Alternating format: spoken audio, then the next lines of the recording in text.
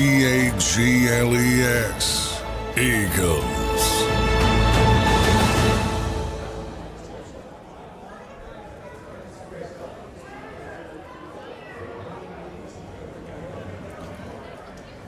Good afternoon, everybody, and welcome to another year of the Lehocky Eagles postgame show on JAKIB Media and the YouTube channel and on 6abc.com. Well, listen, it looked like the Eagles were headed for kind of a ho-hum victory over New England Patriots, and then lightning struck. A big fumble by Jalen Hurts gave the Patriots a couple chances to get in this game. Philadelphia Eagle fans' hearts and minds all aflutter. The Patriots couldn't get it done at the end. Mac Jones failed to get it done to get his team in the end zone, and the Eagles survived their opener of the 2023 season, 25-20 over the New England Patriots on Tom Brady Day. So a big win for the Eagles, a big survival win for the Eagles. So let's introduce our panel here on the JAKIB Media Lehocky Eagles postgame show live from Ocean Casino. The usual guys, the usual suspects plus one today. We have Derek Gunn. We have Seth Joyner, and joining us, John McMullen, who wanted to be with us so badly today that he missed his flight to get up to the New England Patriots. I had to see you, Mike Missinelli. Well, I appreciate that, John. So fellas, let's try to decipher this whole thing. What exactly happened here? It looked like the Eagles were headed to just run this game out and win kind of easy and cover the spread, which was 3.5 or whatever, and then Jalen Hurts, a big fumble, leads New England Patriots back into the game, and they just couldn't get it done at that point, D-Gun, and the Eagles really were lucky to survive today. Yeah, you know, there are games, Mike, that fall into the category, 'tis better to be lucky than good, and the Eagles get 2 early turnovers that lead to points, and of course, they get some stops when they needed them down the stretch. It wasn't pretty, but that was to be expected considering the regulars didn't play in the regular season. Luckily, they were playing a lesser opponent because who knows what might have happened in this game. But you know what? The bottom line is as the season goes along, you stack up the W's more than the L's. That's all that counts. Yeah, and listen, they won a lot of games like this last year. But this was a game that I thought they kind of let the Patriots kind of play around a little bit because the Patriots were using the middle of the field, Seth. Mac Jones is not a big play quarterback. He doesn't have a lot of big play weapons, but they found a way to get the ball in the middle of the field to exploit the Eagles' linebackers and even their safeties in this game. Well, we talked about it in pregame, and it was a problem all year long for the Philadelphia Eagles. Their coverage in the middle of the field. And you're going to begin to see more teams attack the middle of the field because the strength of the defense is the defensive line and your 2 cornerbacks, okay? The weakness in the defense is the middle of the field when you're talking about pass coverage. And it's been a problem for the longest. You know, I seen Lehocky Dean drop in the zone. He had a guy that crossed in front of him. As soon as he bit up on it, they hit the guy behind him. That's like elementary, 101 football. That a guy that came from one of the high-powered colleges, he knows better than that. So then you got Zach Cunningham man-to-man on the tight end. He's running option routes. So these things are going to continue to happen as far as the Eagles' defense is concerned. And, when you got a guy like Mac Jones first of all, he's not going to beat you deep, okay? And he's not going to hold the ball long. So everything's coming out hot. Everything's coming out right now. So when you play against a quarterback like this, I think you need to be a little more man coverage. So you put the onus on the quarterback to wait for guys to get open rather than having guys just drop. And if guys don't match up properly in their zones, then there's always holes in the zones. And this is what you're going to see because this defense does not want to play aggressive, even though I was happy to see Sean Desai be a little more aggressive than he's been. But now when you got Lehocky Dean hurt, you're a lot less likely, to play some of these coverages that you played before because you're afraid of not getting the communication or guys not knowing exactly what they're doing. But the Eagles are very, very fortunate to come out of Foxborough with this win today. Tale of 2 quarterbacks today. Mac Jones actually threw the ball 54 times today, 35 for 54, 316, and 3 touchdowns. But in the end, John, they got some pressure on him, and he kind of folded up a little bit in those last 2 drives with a chance to put the Patriots ahead. A little bit, but can we talk about the head coach giving Mac Jones an opportunity to fold in the end? 4th and 2, I thought, Nick Sirianni sent the offense on the field. I said, all right, smart decision. let's try to draw them off sides and then punt the football, make Mac Jones go the length of the field, which is not going to happen. No, he goes for it, and all of a sudden the Patriots could have won that football game. Now, from one hand, I say, look, this is a coach's dream, this type of win, because you can say, we won the football game, but I can complain about everything. Well, he can complain about himself first and foremost for keeping the Patriots in this game. I was astonished by it. The second part Seth brought up, the middle of the field on defense is weak to begin with. And then Nakobe Dean, we've been talking about it. He's undersized. He didn't make 60 minutes of football, guys. No, he didn't. A wise man told me he's a little light in the seat. You know, we're not going to see this guy. T.J. Edwards played 20 games last year. 20 games through the Super Bowl. Nakobe Dean didn't make it through one game.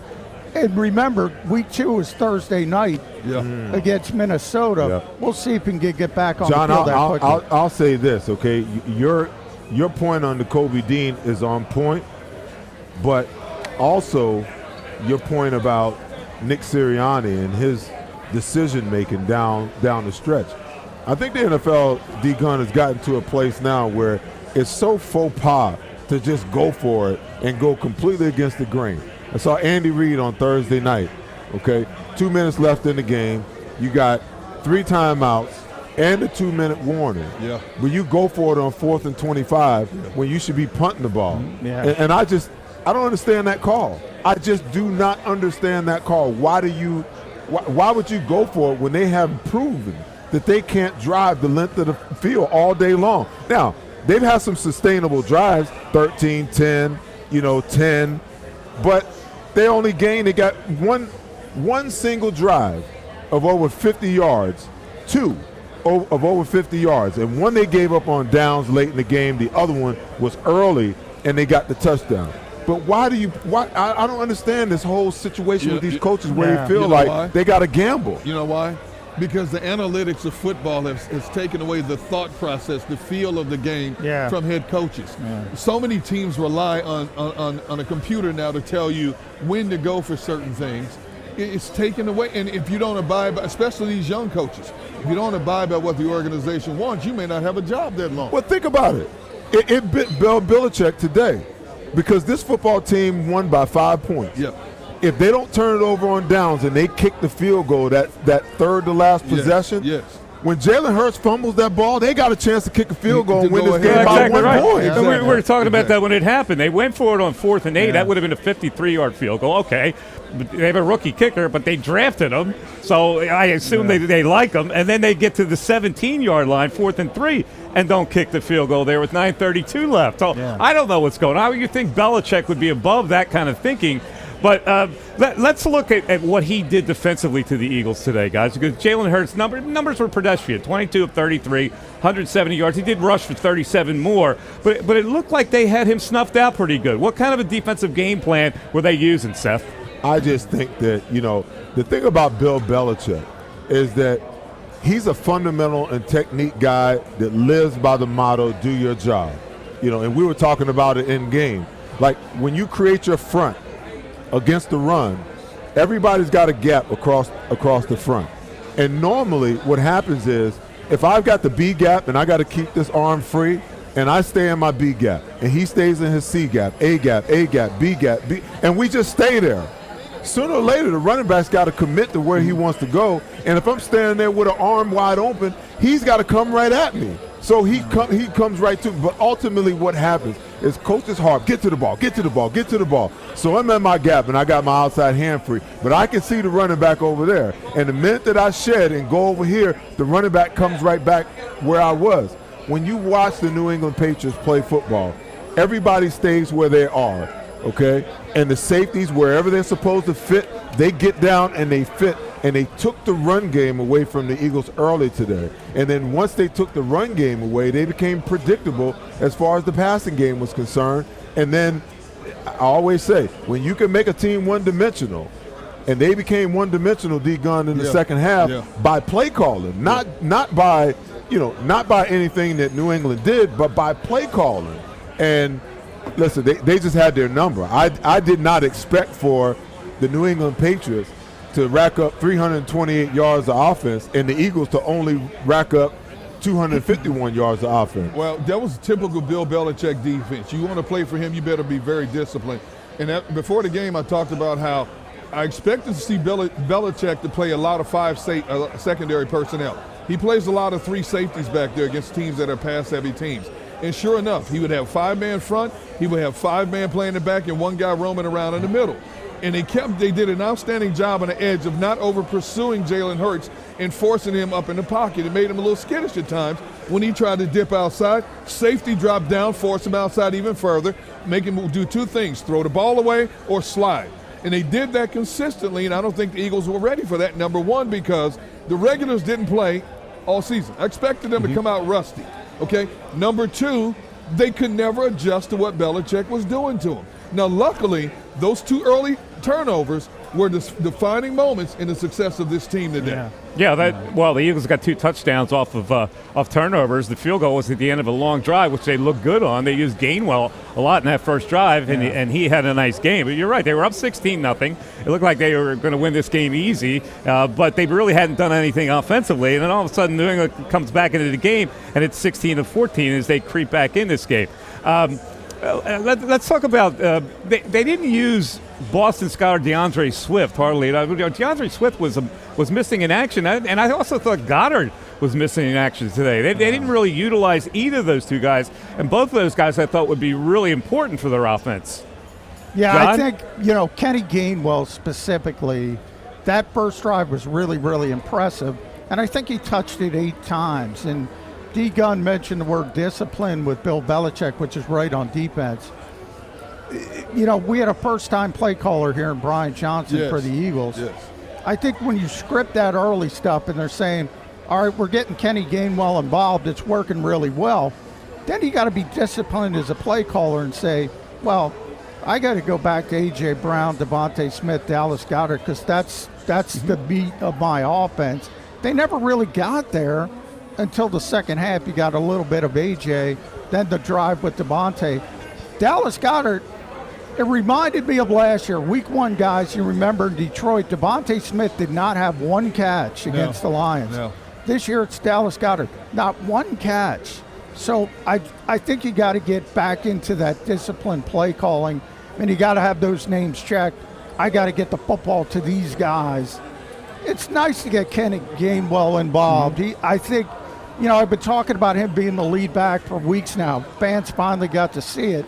I think he deserves it, but he's not the crux of this offense. And you got to get those guys involved earlier, and I'm talking about those big 3 receivers. But I tell you what, Bill Belichick, to D. Gunn's point, he's a different animal. I'm looking at some of his coverages. It went 5 down, or they go 4 and bring an extra guy, with 5 guys behind and 1 D. And those guys that were those 5 down, they represent, an extra zone guy in zone coverage, because normally you're 4 under 2D, 4 under 3D. Well, those guys were lined up in a straight line across the defense, behind that, in front of that single safety, and they're lined up at 7, 6, 8 yards. And it's very hard for Jalen Hurts to look at the situation and really decipher what they're in, because they're not moving until the ball is snapped. Sometimes they just play zone. Sometimes they would drop down and match up in man. Other times, they would just zone match. As soon as the guy comes in your zone, you just latch onto him, and he's your guy.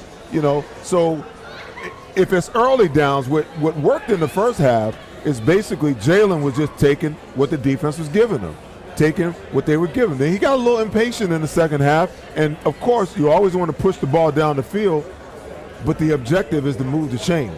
So you got to keep taking what they're giving and just move the chains, keep making first downs, and try to score every single possession and keep putting New England behind the chains. You got a 16-point lead, and then boom, boom, all of a sudden, you're down 2 points at halftime, and you're trying to figure out, okay, what adjustments do we have to make? Just keep doing what got you to 16 beyond the 2 turnovers. Would you guys agree that Brian Johnson is going to take a lot of heat between now and Thursday night?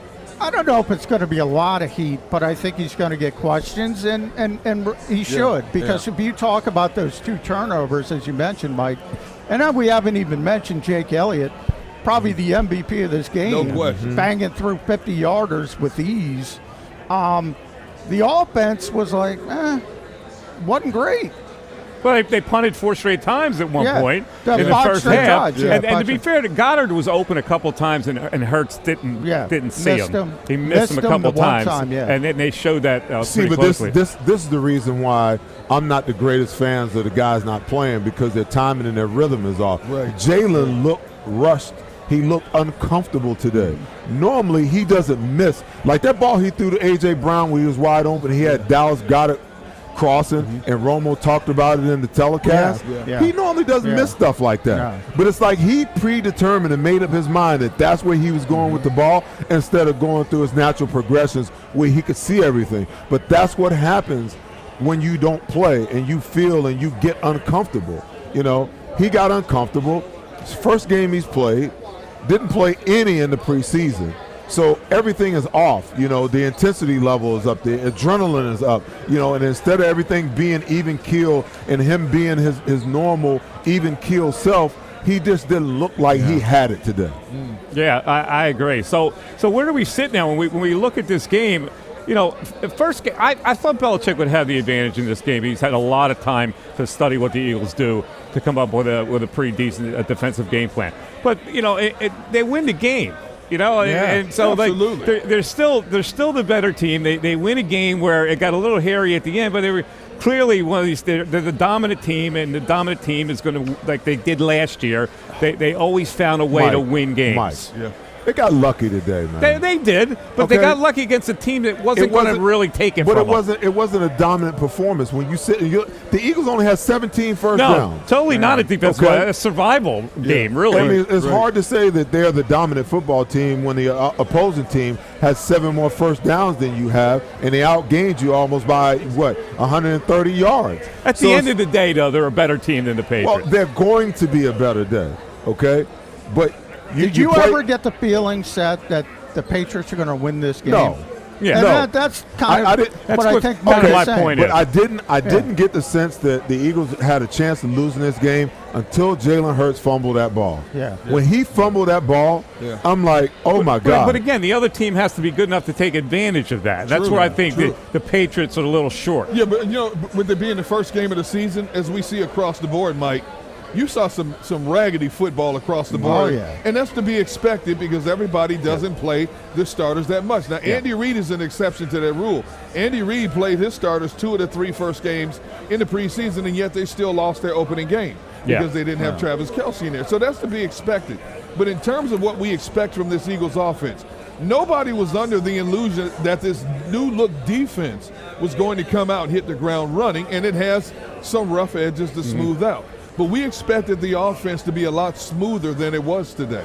And it wasn't, directly because they didn't play. Listen, in the pregame, Mike, I said, I feel like the defense is going to have to carry the offense through the first phase and the first phase is the first 4 to 6 games. Right. You know, so where they are is, you know, they go back to the drawing board, and they really got to look at themselves in the mirror because they can't play like this. You know, they're not going to get lucky like they got tonight against other teams. Like Minnesota's not that good, but Minnesota would have found a way to win this game.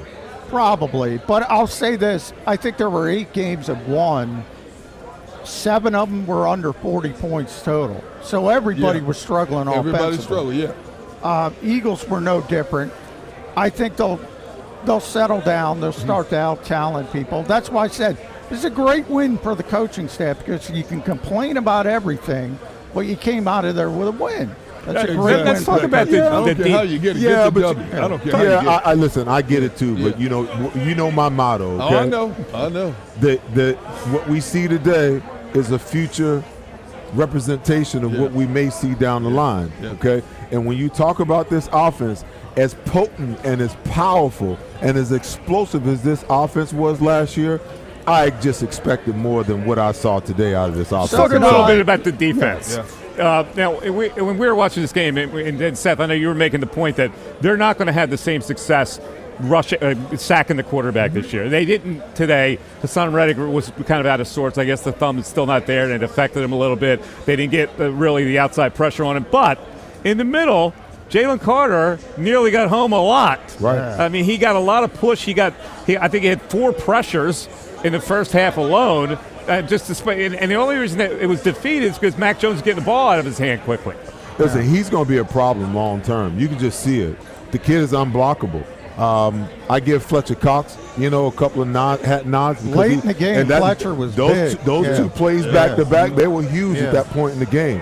But even Milton Williams early on played well. Yeah. So I think they're solid at the defensive tackle position. Jordan Davis played well. Yeah. I think I don't know whether they gave it to him or not, but he looked like that first sack that they had on Mac Jones. I think they gave him a half. He got half of it. I mean, that's a big deal for a guy that I personally said is not a pass rusher. But listen, 70 sacks to me in the regular season is like 27-2. Okay, it's not going to happen again. That's an anomaly. Seth is exactly right, because you know what? First off, quarterbacks understand the pass rush, so they're going to get the football out. Absolutely. You saw it week 1. I mean, that's part of the game plan. We got to get the football out quickly, and other quarterbacks will start to do that as well. To me, the bigger numbers, those pressures you mentioned, Mike, because those are consistent. And Jalen Carter made Mac Jones get out of the football, made him hurry up, and that could be just as important when that starts turning into pick sixes. Darius Slay, if the quarterback is hurried, that can have the same impact or even a better impact than a sack at times. What did you think of the cornerbacks today, D? You know what? They played about the way I expected against inferior opponents. Now, New England doesn't have field stretchers out there, and when I'm talking about wide receivers that can flat out go, they got some underneath stuff. They hit him with some slant stuff, but for the most part, Sean Desai got what he wanted. He wanted to keep a lot of stuff in front of him. Now, obviously, the tight end situation is another problem, because the tight ends killed this team last year, and Hunter Henry and Gesicki killed this team in the middle of the field. But I thought the corners played well. Slade took advantage of a ricochet pass, took it to the house 70 yards for a touchdown. They did what they were supposed to do for the most part. And Blankenship had some moments today. He got beat on a touchdown on the one play, but I thought he played pretty well. Yeah. Well, see, when you got to consider, too, they started Justin Evans and Blankenship side by side. Yeah. That's a lot of inexperience in the center of your field. And I'm sure there's some communication gaps that have to be worked on and things like that. That's going to come with time. And eventually Sidney Brown is going to be worked into this mix.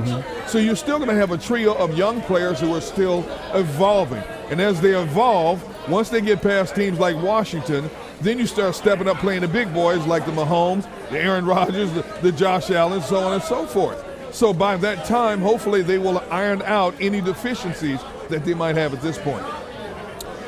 All right, so we have so many. First of all, I'll explain to John McMullen, who's here on the set with us, and I need to get this out here, because John was supposed to take a flight to Boston today.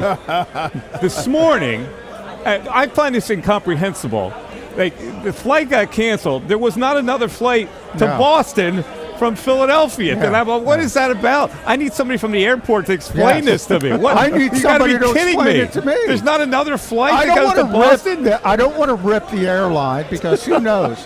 It could be a sponsor down the road. But understand. Not only that, you could be put in a cargo hold next time. Understand, I'm not happy with this particular airline, which, by the way, is a very large airline that has a hub in Philadelphia. That's what I'll tell you. So you can figure it out. Go ahead and call them out, man. Exactly. John's normally at the game, giving us the live report, following the game with he's got the emotion and the action of the game. Mike, Alaska Air could have gotten me to Boston through Seattle. So give them credit. The route was through Seattle to Boston. Yeah. Only, I think about 12 hours total. What is going on here with that? I mean, that's ridiculous. In any event, we're going to also introduce the new member of the panel today. Kayla Santiago will join us in a little bit, and Mark Farzetta, if we didn't have enough stars coming in here. Mark Farzetta will join us in a little bit. So let's take our first break, because I got to tell you about if you're having trouble finding talent for your company in IT, technology, engineering, and manufacturing. If you're looking to hire right now in the IT, engineering, manufacturing, or technology fields, then contact Gary Kane and his team at Kane Partners Staffing Solution, and here's how you can connect.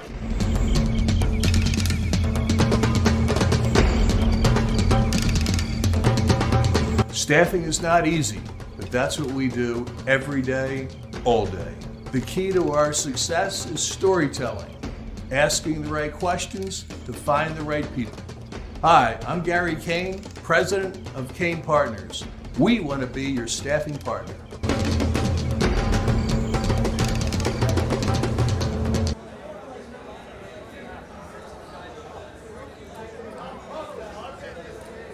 All righty. We're back on the show. 25-20 was your final day. The Eagles, more of a survival than an accomplishment maybe, but again, this is a good team. Good teams are expected to win games when maybe they haven't played their best. They did that today. We're going to continue with the Lehocky Eagles post-game show. Mark Farzetta will join us on the panel right after this. We're back after this from Motion Casino. Go to get your game on. Go for the beers. Go for the cheers. Go for the hit and the hits. Go for the stakes and the stakes. Go to get your parlay on. Go to get your party on. Go for the scene. Go for the screens. Go for the gallery. Go for the win. Go to Ocean. Visit theoceanac.com to plan your visit. At Pond Lehocky, we've recovered billions of dollars for our clients, and we're confident we can do the same for you. With over 250 years of combined courtroom experience, we've helped over 100,000 injured clients obtain some of the largest settlements in Pennsylvania. One conversation is all it takes to help you and your family get back on track. If you've been injured in an accident, give Pond Lehocky a call. They're carving them up and good play calling along the way. First and goal at the 6.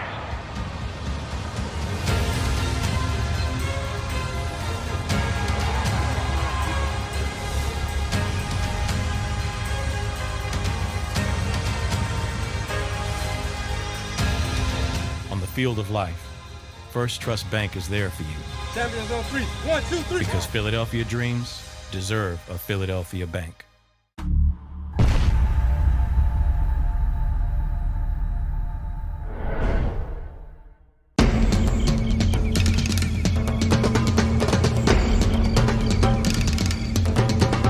Staffing is not easy, but that's what we do every day, all day. The key to our success is storytelling, asking the right questions to find the right people. Hi, I'm Gary Kane, president of Kane Partners. We want to be your staffing partner.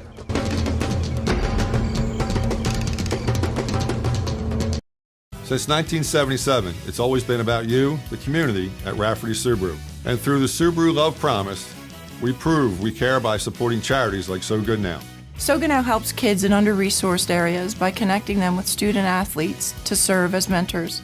We remove barriers so athletes can help youth in the corners of our communities where light and love are needed most. When you choose Rafferty Subaru, you help organizations like So Good Now. It's all about you at Rafferty Subaru. Do you stream on a Roku, Fire Stick, Google TV, or Apple TV? Now you can watch 6ABC 24/7 with the 6ABC Philadelphia streaming app. And the big story on Action News? Search 6ABC Philadelphia and start streaming today. EAGLES, Eagles.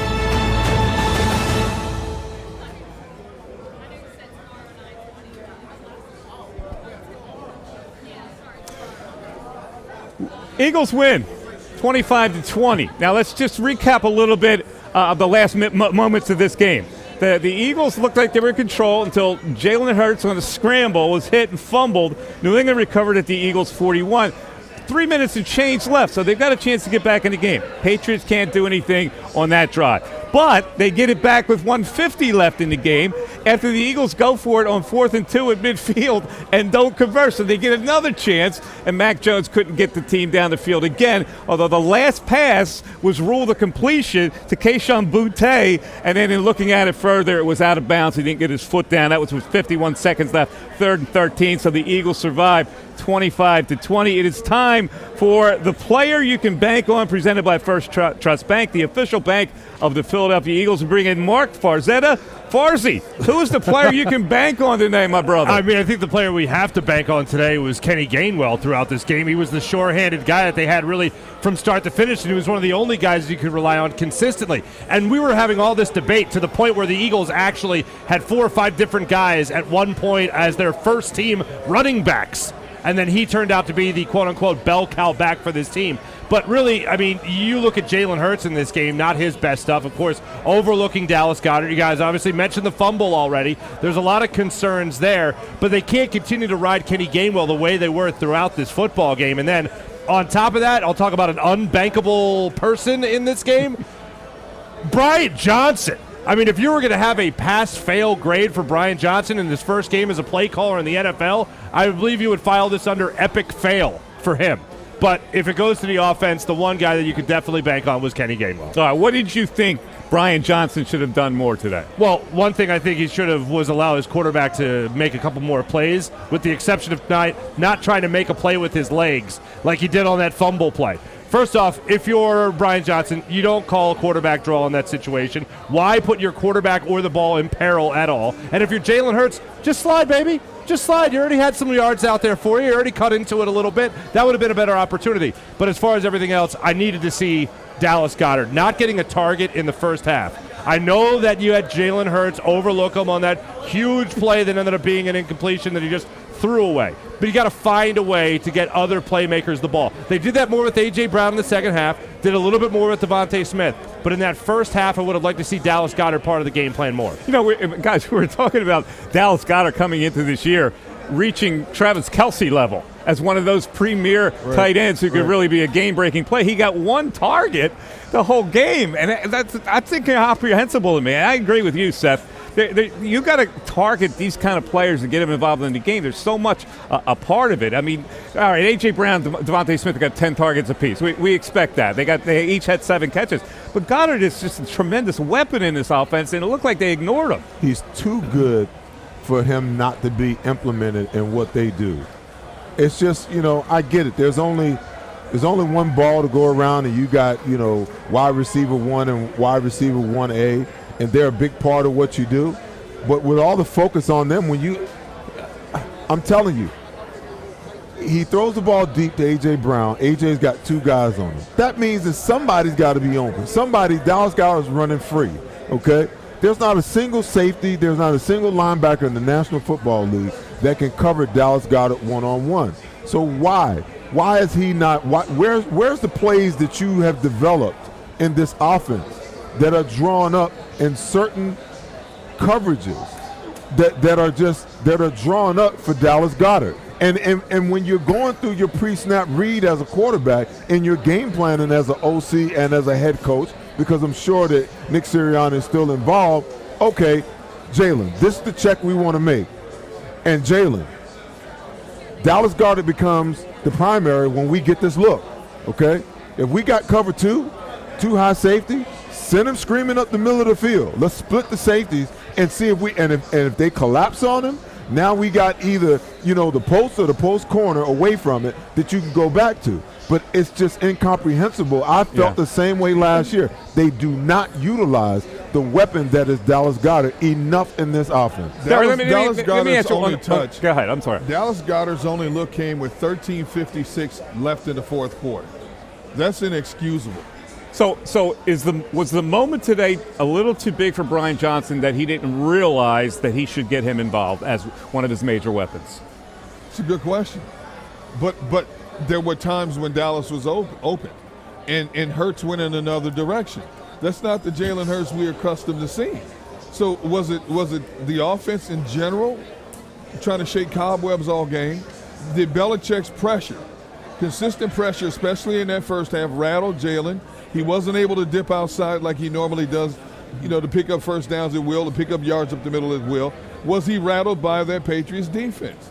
We may never know that answer because, Jalen may not reveal that. Obviously, you're tipping your hand to somebody else going down the road. Oof. But it wasn't like Goddard wasn't open in this game. A couple times, and I agree, Seth, that not playing in the preseason, he was affixed on that one thing instead of being the Jalen that we saw last year. But again, if you're the offensive coordinator, you got to somewhere it's got to dawn on you. Hey, I haven't gotten the ball to my tight end, one of my major weapons. I need to maybe zero in on that and a play call here. Well, I'll say this, and I tell people all the time, this offense, more so than any other offense, like when you run RPOs and you run read options, you know what happens? It's the quarterback that's making the decisions, okay? The players call. You can't blame Brian Johnson if the defense plays it a certain way and he either hands it off or he decides to keep it. That all falls on the decision making. That's why that play is so effective. But at the other end of the spectrum, sometimes it's just a player's call and they're running it from the pocket. There's no RPO, no read option, attached to it. And Dallas Goedert might be on the left. His read might be right to left. And sometimes he never gets back over there, So sometimes you just never know. There's a whole lot of – it's real easy sometimes for us to sit back and say the offensive coordinator failed or Jalen Hurts read it the wrong way, but we just don't know. We don't know how the play is designed. We don't know what it is that Jalen saw to make him look right instead of look left. It's hard to say. I do want to know why DeAndre Swift wasn't more of an integral part in this offense. That's what they brought him in here for, to be a game changer. He had one rush and one pass and one target. He had a total of what? 2 yards in the entire game? He had 2 targets. He had 1 catch for 0. Yes, one run for what? 1 yard? He had one rush for 3 yards. I agree with you. I don't understand that either. Getting the ball out of the backfield and putting him in space, I thought was going to be a weapon for them this year. And I'm sure it will be. What did we miss with DeAndre Swift today? Why wasn't he part of the game plan? I want to go back to Dallas Goedert first. Farzy, did you ever think that you see a game where Quez Watkins would get more targets than Dallas Goedert? I did not, especially going into this That's season. what happened today. And when we were talking about it on pregame, the bigger questions were on the defensive side of things. I mean, we're looking at this offense, rightfully so, I think, as if it's an embarrassment of riches. I mean, you have a lot of tools in the tool shed if you're Brian Johnson. And did it feel like you were using those tools appropriately throughout this game? Absolutely not. So the expectation did not meet what the reality of this game was, unfortunately. Whether it was Dallas Goedert, whether it was DeAndre Swift, whoever it was. I mean, look, as much as we've heard from John McMullen for really throughout the entire offseason, talking about a guy like Kenny Gainwell, like he was going to be this great weapon, he was going to be the number 1 guy, that even exceeded my expectations for what you were going to see from Kenny Gainwell. And if DeAndre Swift was going to be utilized as the weapon we have seen him be in his career, I thought this would have been a great game to kind of put that on display. Instead, you zeroed on about 1 or 2 guys, offensively speaking, and you did not use all the tools that you had access to. 8 Patriots caught balls today, by the way, and he threw to 9. Butte was the only one that didn't get a reception, and he almost had the biggest one of the game. Yeah. 35 completions for Mac Jones. What did that say, D? Basically, it told me that they have got to tighten up their coverage. And again, it goes back to 2 things. They have not done enough to improve at defending in the middle of the field, and they have young players in the middle who are growing before our very eyes. And along the way, it's going to take some time for that thing to gel. And you're going to incorporate another young player eventually in Sidney Brown, which means you're going to have 3 young players who are growing. Terrell Edmonds obviously is not the answer, or he would have started today. So I said, like on the pregame show, when Mike Tomlin gets rid of a defensive player still in his prime, that's a big question mark. Terrell Edmonds didn't do much of anything in training camp, didn't do much of anything in preseason games. Obviously, to the point the coaches decided he's not what we needed. Matt Patricia and Sean decided he's not what we needed to start this game. All right, you've got 2 veteran corners on the outside. You're loaded along the defensive line. The mindset has to be we have enough surrounding these young players. We can cover up their deficiencies until they get up to speed. Seth, I want to ask you an analytical question because I know you're well versed in the analytics of football. You embrace it.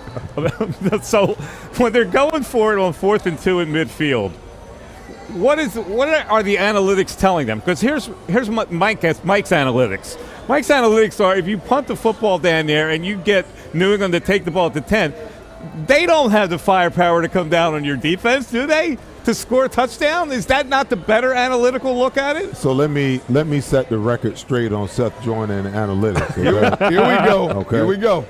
I was utilizing analytics before analytics was even a thing. Okay, because even though we got the computer printout every week when I was playing, I still would study the film and I would chart every play, every formation, how many times they ran the ball, how many times they passed the ball, what they liked, on the plus or the minus side, and what the down and distance was. So I'm a major advocate for analytics as a tool to help you, analyze what's going on in the game and what the tendencies are.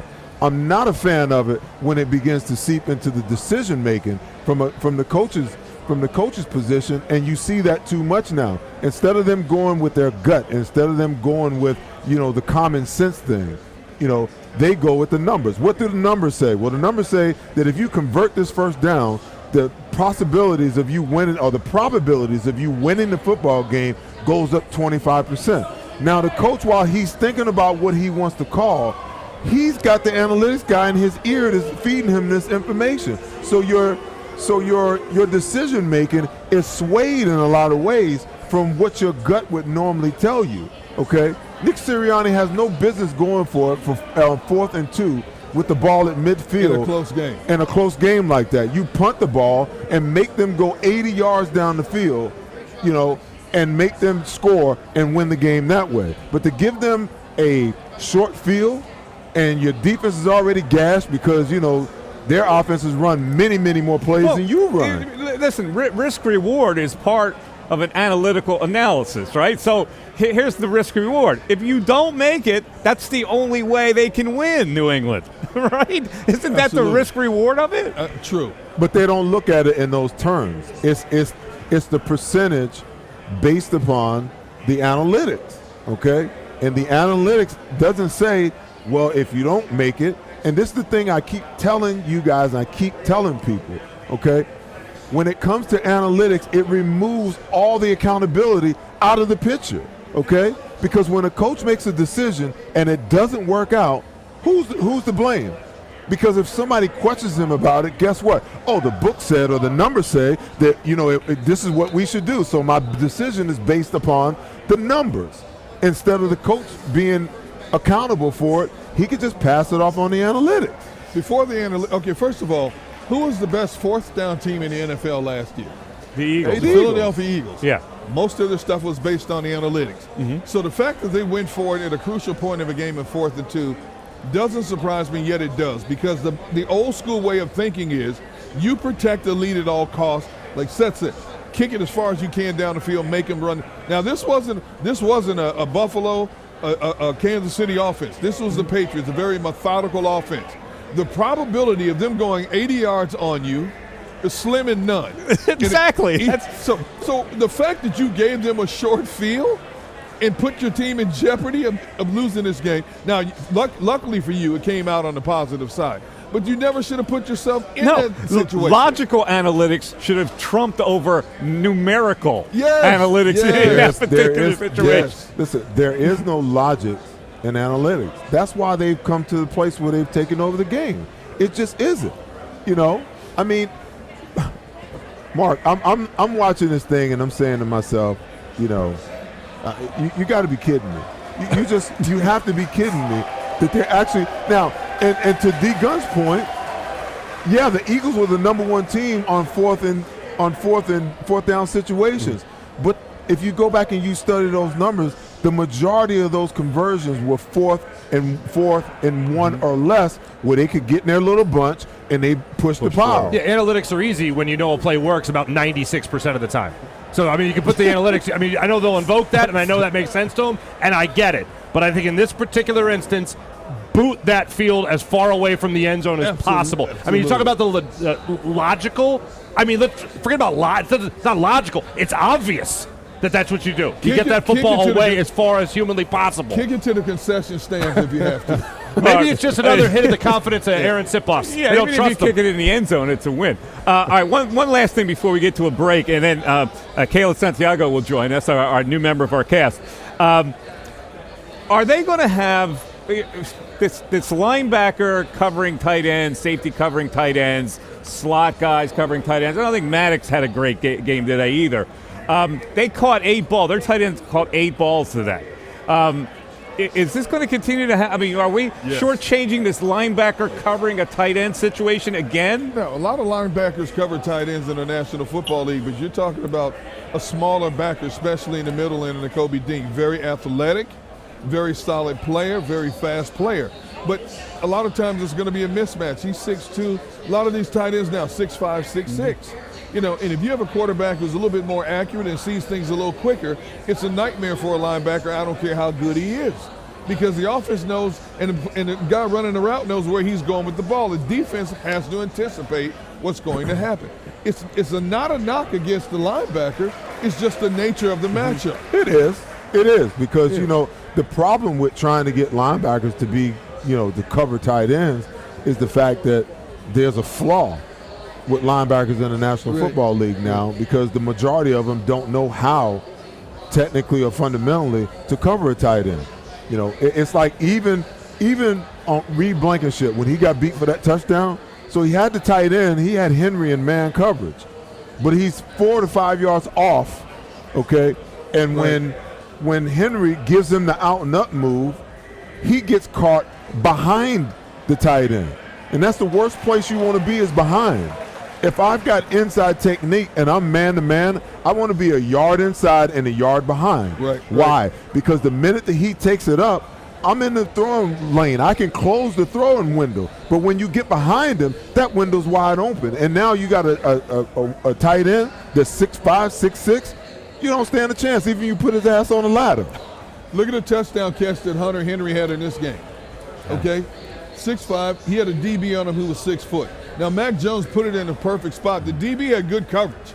There's nothing he could do with the ball was just in the right spot. Unless you have a 6'3", 6'4" safety or cornerback on these guys, like a Richard Sherman type guy, the probability of a good quarterback putting it in a spot that the DB can't get when he's outmatched by 5 or 6 inches, they're going to win that matchup 9 times out of 10. But you can win that matchup if you play it technically the right way, okay? If I got that tight end, there's no need of me being 4 or 5 yards off of him, and we're on the 15 to 10 yard line. Okay, if I got him, I'm going to get up.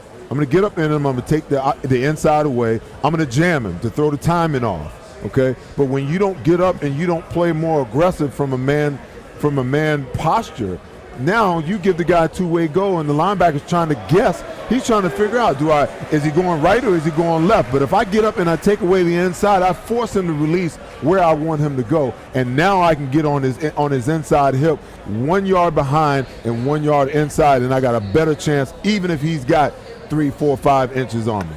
All right, I'm Mike Missinelli, Derek Gunn, Seth Joyner, Mark Farzetta, and coming up, Kayla's Diamond Debate. Yes, we still have the Diamond Debate going on. Kayla Santiago, our new member of the JAKIB Media post-game cast, will join us right after this, live from Ocean Casino. It is the Pond Lehocky Eagles post-game show. We're back.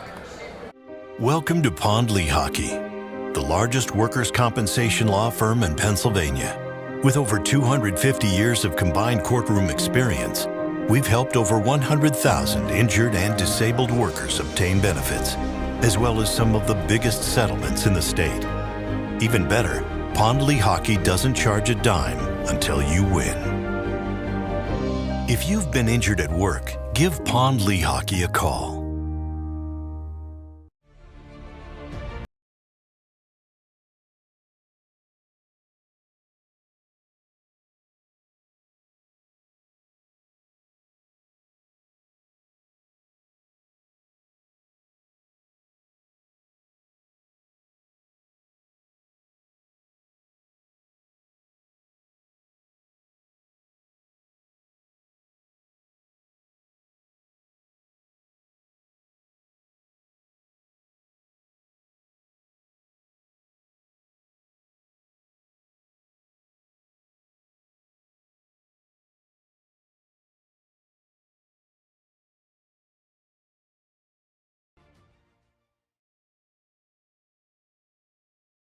My name's Jason Lombardi. I'm an inspector at DryTech. At DryTech, we offer 3 major services. The first one being basement waterproofing. The second service we offer is foundation and structural repairs. And then the third service that we offer is mold remediation. If you feel you are having a waterproofing issue, give DryTech a call or check us out online.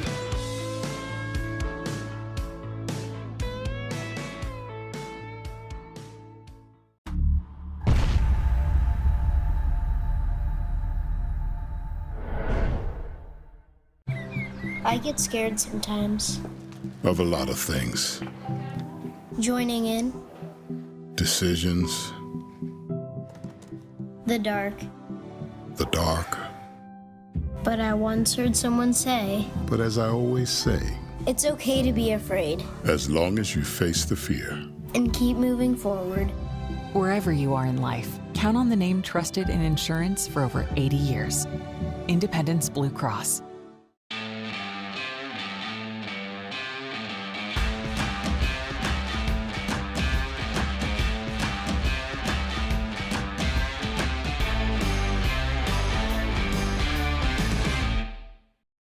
Go for the beers, go for the cheers, go for the hit and the hits, go for the scene, go for the screens, go for the gallery, go for the win, go to Ocean. EAGLES. Eagles.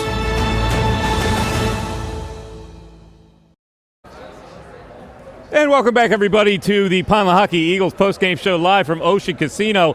I'm Mike Missinelli with Derek Gunn, Seth Joyner, and new member of the cast. It is time for our Diamond Debate with Kayla Santiago. Hello, Kayla, and welcome to the panel. Welcome to these crazy fellas up here. Crazy day, crazy game. Excited to be here. And I got some playing for my first day here, so I'm really excited. I'm helping the Diamond Debate as well. So let's see this beautiful bracelet right here. See that? These clovers actually are for good luck for the Philadelphia Eagles, who I feel like they needed a lot of today. And then the necklaces right here as well. You can see them on me. It's definitely Eagles roster. I don't really think we're going to see the majority of that today, but there's a whole lot of season left as well. Them, but we'll go to the Diamond Debate, guys. There was a lot going on in this game, and it was only week 1. What are the biggest worries right now? Can you pinpoint what things that they need to focus on in week 2 to make sure we don't push the panic button just yet? Well, I don't think we really have to be in a position to push the panic button. I think everybody expected, Kayla, for the Eagles to come out rusty. I expected for the offense to be a lot more polished than it was, but I thought the defense would be rusty.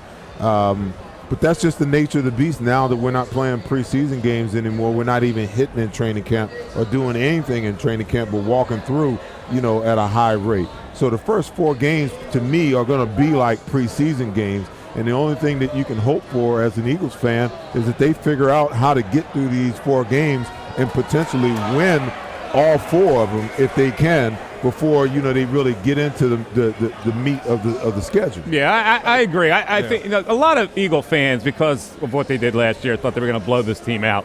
And in game 1, as I said, we really didn't have a frame. The machine's not oiled that well, and coupled with the fact that Bill Belichick has had a lot of time to prepare. He saw what the Eagles did offensively last year. A new offensive coordinator wasn't going to change much of what they did. I thought he focused on containing Jalen Hurts and making it a kind of a sluggy game, and he accomplished that. Now, the Eagles, I thought, when they were up 16-0, maybe they got a little complacent at 16-0. I don't know. That happened. I know, Seth, you don't believe that happens, or it shouldn't happen to a pro football team. But I thought, they 16-0. Maybe they figured this is an easy win for them. I don't know. I'm not worried about it at all. No, listen, if there's one thing I am worried about, is them defending the middle of that field.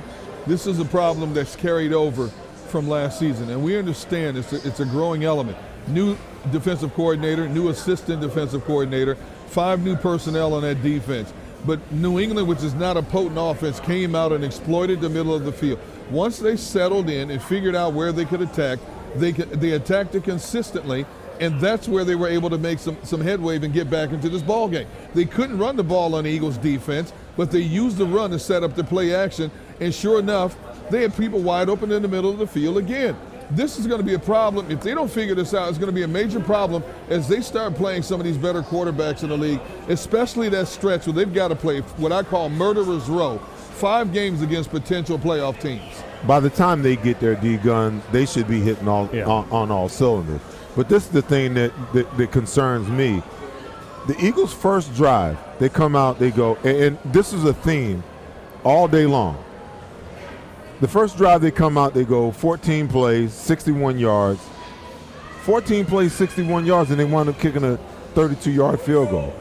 Then they proceed to go 4 plays, 26 yards, and the turnover off of the touchdown off of the turnover, okay? Then they go 3 and out, 3 and out, 3 and out, 3 and out. 2 yards, 3 yards, 3 yards, 9 yards, 4 punts in a row, okay? Now, last year they were a second quarter team, especially early in the season. But to see that is alarming. And then they come out, they go 10 plays, 33 yards. 10 plays, 33 yards. And then they got to kick a 56-yard field goal. And it's like when I begin to look at these statistics, they go the next series, they go 11 plays, 50 yards, and they still got to kick a 48-yard field goal. See, that's problematic to me. All right, so as sluggish as the offense was today, you believe there could be a carryover of that? I mean, we were used to seeing it so efficient last year. It's the same potent team. So could this have been just one game where it was the first game of the year they were sluggish? Do you think that's a problem? It could be, and you look for this team to be a lot more efficient based upon how explosive and how efficient they were last year. You would think that they would be able to take it to another level. But to your point, Bill Belichick had a plan. He had a plan, and it wasn't necessarily to stop any one person, D-Gun, like we talked about in the pregame. No. It was a plan to stop how they operate. And how they operate, he knows, is to get Jalen Hurts involved in the running game. So when you took away the dive and you took away the P in the RPO, that meant that the option falls to Jalen Hurts. And they even had an answer for that. Very few teams have the ability to come up with a scheme that can actually get that done. Bill Belichick did that early, and he did it often to this Philadelphia Eagles offense today. To me, this was a part of the maturation process of Brian Johnson. Belichick, being a master that he is, the first series was a feel-out series to see what they're going to do. So they meticulously went down the field, and they did what they did. All of a sudden, he adjusted. Brian Johnson did not counter-adjust as the game wore on, when the Eagles had 4 consecutive series where they had to punt the ball. They never really found their niche in terms of how to counter this Patriots defense. They had some big plays when they had to, but not consistently, as we're accustomed to seeing this Eagles offense. And again, they came out on the other side of what was a roller coaster type affair with a W. But if Sirianni is committed to Brian Johnson calling the plays, then this is going to have to be where Brian Johnson really starts to evolve as that play caller. And staying with Brian Johnson and Jalen Hurts, too, Dallas Goedert was targeted one time, and that play really should have gone to Devontae Smith. But there was multiple times where Jalen Hurts missed Dallas Goedert. Do you think that's a week one, trying to get comfortable with Brian Johnson's play calling, or was Jalen just not on it today? No, we talked about it in a previous segment. I felt like Jalen just wasn't in sync. Right. When you don't play and you miss, so the ramp up is training camp and then the preseason games. Then the intensity level goes up. Then you go from the preseason game to regular season, the intensity level goes up even that much more. But you miss something in there. So you get thrown right into the regular season, and then everybody's like, Jalen Hurts, he looked unsure. He looked rushed. He didn't look like his normal calm self where you go through your progressions and the misses that you're talking about, he doesn't miss, even though his progression is in the right spot. Like that pass that he threw in the right end zone to A.J. Brown, the deep ball. We were talking about they need to take a shot down the field. Well, it was well-intentioned, but if he sees that there's 2 guys on him and he just slows down a half a tick, he got Dallas Goedert coming across the field, and Dallas either scores or gets them in the red zone if he sees that. But he predetermined where he was going with the ball, and that's something that Jalen never does. In my opinion, he just goes through his progression. But not having not played and jumping right into the regular season, these are the timing issues that you have. I think it was a case of Belichick rattling him in terms of what the scheme was going to be, and they never could quite figure it out. And accustomed to, and couple in the fact that they didn't play in the preseason. We knew the rust was going to be there. But when you're talking about playing the master of defense in a Bill Belichick, the man's a master of Jedi mind tricks. And that's exactly what happened in this game today. And you could tell by the way Jalen was making decisions or not making decisions that we're accustomed to watching him make. They've got 4 days to turn this thing around. They play right again on Thursday, and Nakobe Dean walked out with a boot on his right foot. We talked about the offense, but him not possibly playing on Thursday, is that going to be an issue to try to clean up that defense, or are you not as worried with the Vikings offense? I'm not as worried with Sam Howell quarterback in this team. You talk about Mac Jones being an average quarterback. Here's a young quarterback who basically is learning how to play at this level. You know, he didn't play last year. You talking with Minnesota? You're talking down the road. Kirk Cousins. Minnesota, yeah. Okay, so Kirk Cousins. Defensively, Kirk Cousins, they don't have the defense that they have. They have Brian Flores as a coordinator, but they don't have the personnel. They let a lot of that personnel go. Offensively, Dalvin Cook's not there. Yep. You know, you still have Justin Jefferson. They picked up a wide receiver in the first round, but he's still got to learn his way. So this Vikings offense is going to be jagged. They lost today, by the way. They did. The Vikings lost today. Here's the question. And Seth, you brought this up.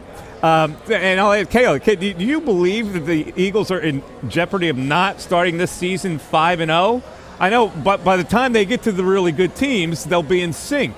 But when we look at the schedule and who we have coming up, you got the Vikings, which lost today. The other couple of teams won, though. The Buccaneers beat the Vikings. The Commanders won today. And the Rams were in a pretty good fight today. I definitely saw them coming out of the gate 5-0. Are we suggesting that might not happen? No, because I think that the times where they faltered last year early, they always followed it up with a good game. Mm-hmm. So like I said, they were fortunate enough to get away with this win today. But, you know, and we haven't seen the post-game press conference by Nick Sirianni. We haven't seen any of the player interviews, none of that stuff. But I can promise you to a man, the theme is this isn't Eagles football, you know, and we've got to get back to Eagles football. The focus needs to be different this week in practice. It will be much more intense. It'll be much more locked in, even though, you know, the physical side of it, they probably won't be in pads again until Thursday night. But the detailed parts of it, I promise you, is going to be much more intensified, understanding that, you know, we're going to be playing against a much better football team in the Minnesota Vikings than we face today in the New England Patriots. And with that being the case, that means that the intensity level is going to have to rise. Okay, you're going to have to lay all the chips on the table and realize that we need to come out of Thursday 2-0, because then we got a whole week and a half to, like, heal up and be off and rest and all those kinds of things. So let's lay it all out on the table so we can get to 2-0, and then we can have our break. I don't like Nakobe Dean's foot in a boot, and you've got a short turnaround to play a Thursday night game, number one. Number two, the Vikings are going to come in here with the highest paid tight end in the National Football League in T.J. Hawkinson, and he's better than both of the tight ends that the Patriots put on the field today. Now, I understand it's going to be the Eagles' home opener. It's going to be electric.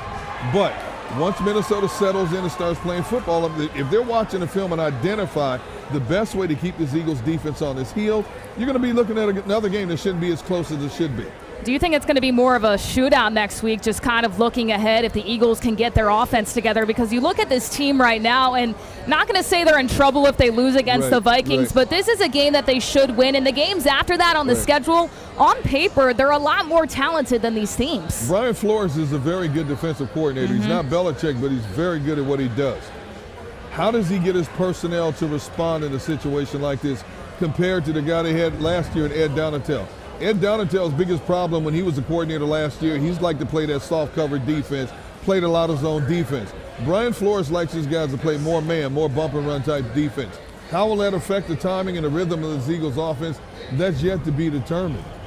If the Vikings can get some stops the way the Patriots did, the Vikings offensively worry me a little bit more than the Patriots because they have their guy Kirk Cousins and they have better weapons as well. I think, though, as I look at, you know, the stat line from the Buccaneers Minnesota game, They ran the ball 17 times for 41 yards, Minnesota did. Right. So I think they're going to miss Dalvin Cook a heck of a lot more than they thought that they would. Yes. Kirk Cousins had to put the ball up 44 times today. 44. And he threw one interception, was sacked twice, but we know how Kirk Cousins plays in primetime games. Not great. and how he plays right. under pressure. So this is the classic game for the defense to kind of step up and get done what they need to do. And I don't know how good or how bad Tampa Bay's defense actually is. Right. Because Baker Mayfield was 21 for 34 today, 173 yards and 2 turnovers against that Minnesota defense.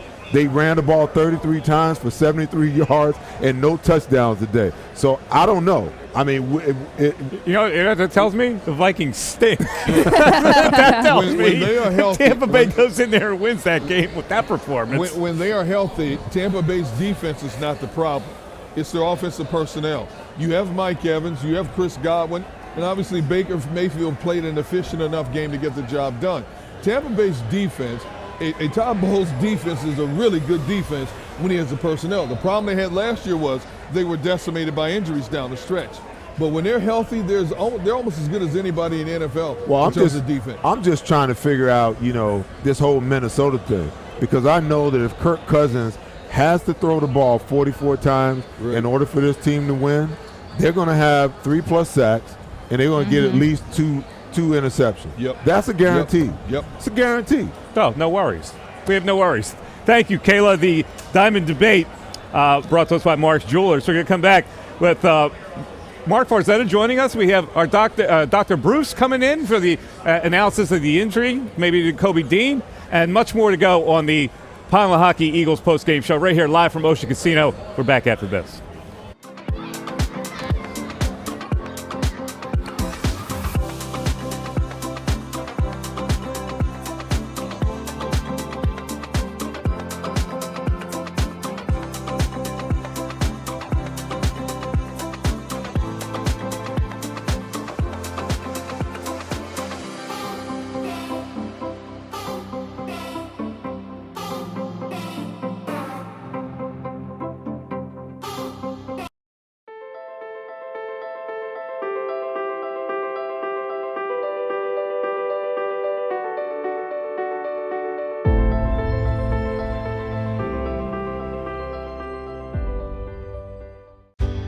Go passionately.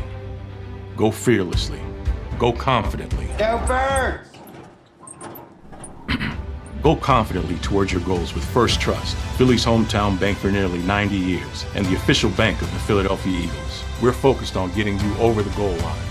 So go with conviction, go with trust, Go Birds! and go forward with us by your side. First Trust Bank, the official bank of Philadelphia dreams. Oh, and go Birds.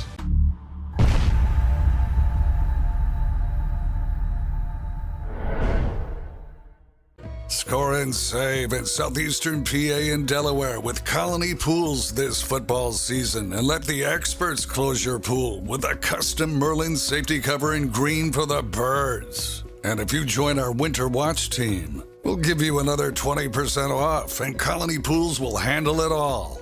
Keep your tiles on your pool, not in your pool. Fly with Colony right now, Birds fans. Visit flywithcolony.com.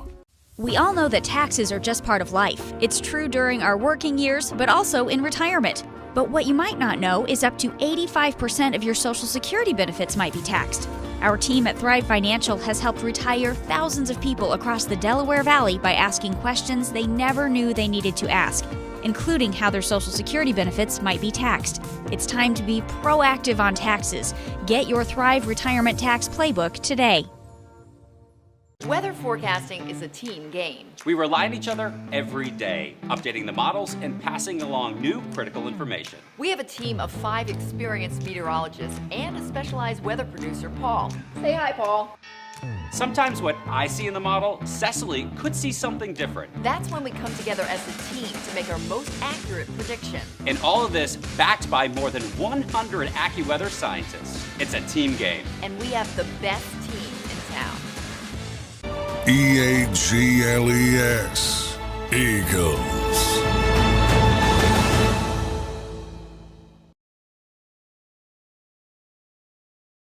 Eagles post-game show live from Ocean Casino. Mike Missinelli with Derek Gunn and Seth Joyner and John McMullen joining us again for the segment we call our 2-minute drill. So, guys, I'm going to just go down some quick hitter subjects with rapid-fire answers from you guys. And the first thing I got to get out of the way is grade Jalen Hurts' performance today, D-Gun.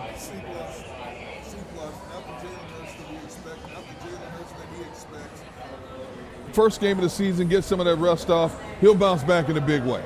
Seth. I give him a C-. I just, I expect more, but I realize where he is and the fact that he hasn't had much playing time in game situations this year. New offense, new offensive coordinator, that's always, some room in there where things are going to be a little bit hectic in the beginning.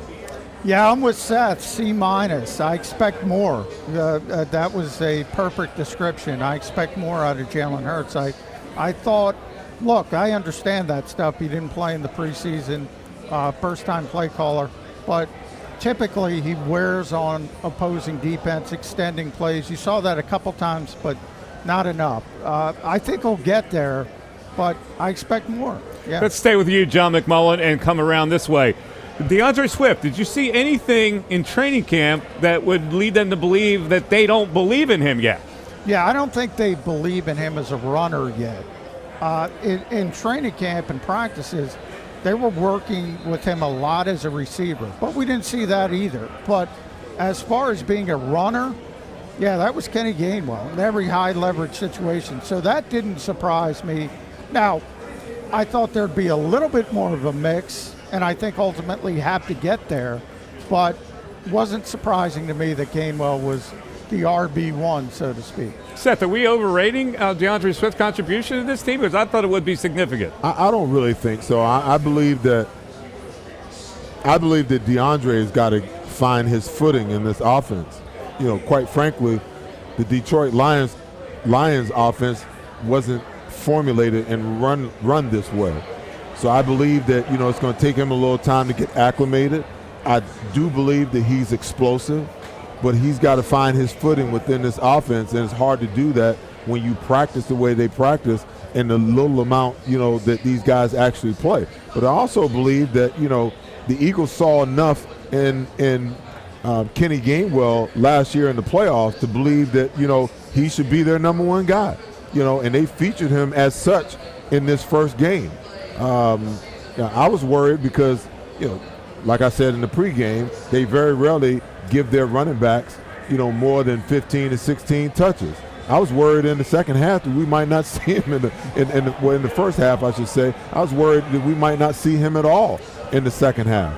But, I think he did wind up with 18 total touches, 14 rushes, and 4 catches. But, and the Eagles got to a place in the second half where, they got a little pass happy as well. They didn't run the ball. They didn't even try to run the ball as efficiently and as effectively as they tried to run it in the first half. It was more like, we don't think we can run the ball, so we're just going to line up and let Jalen Hurts throw the ball. D-Gun, you're the master of grades here.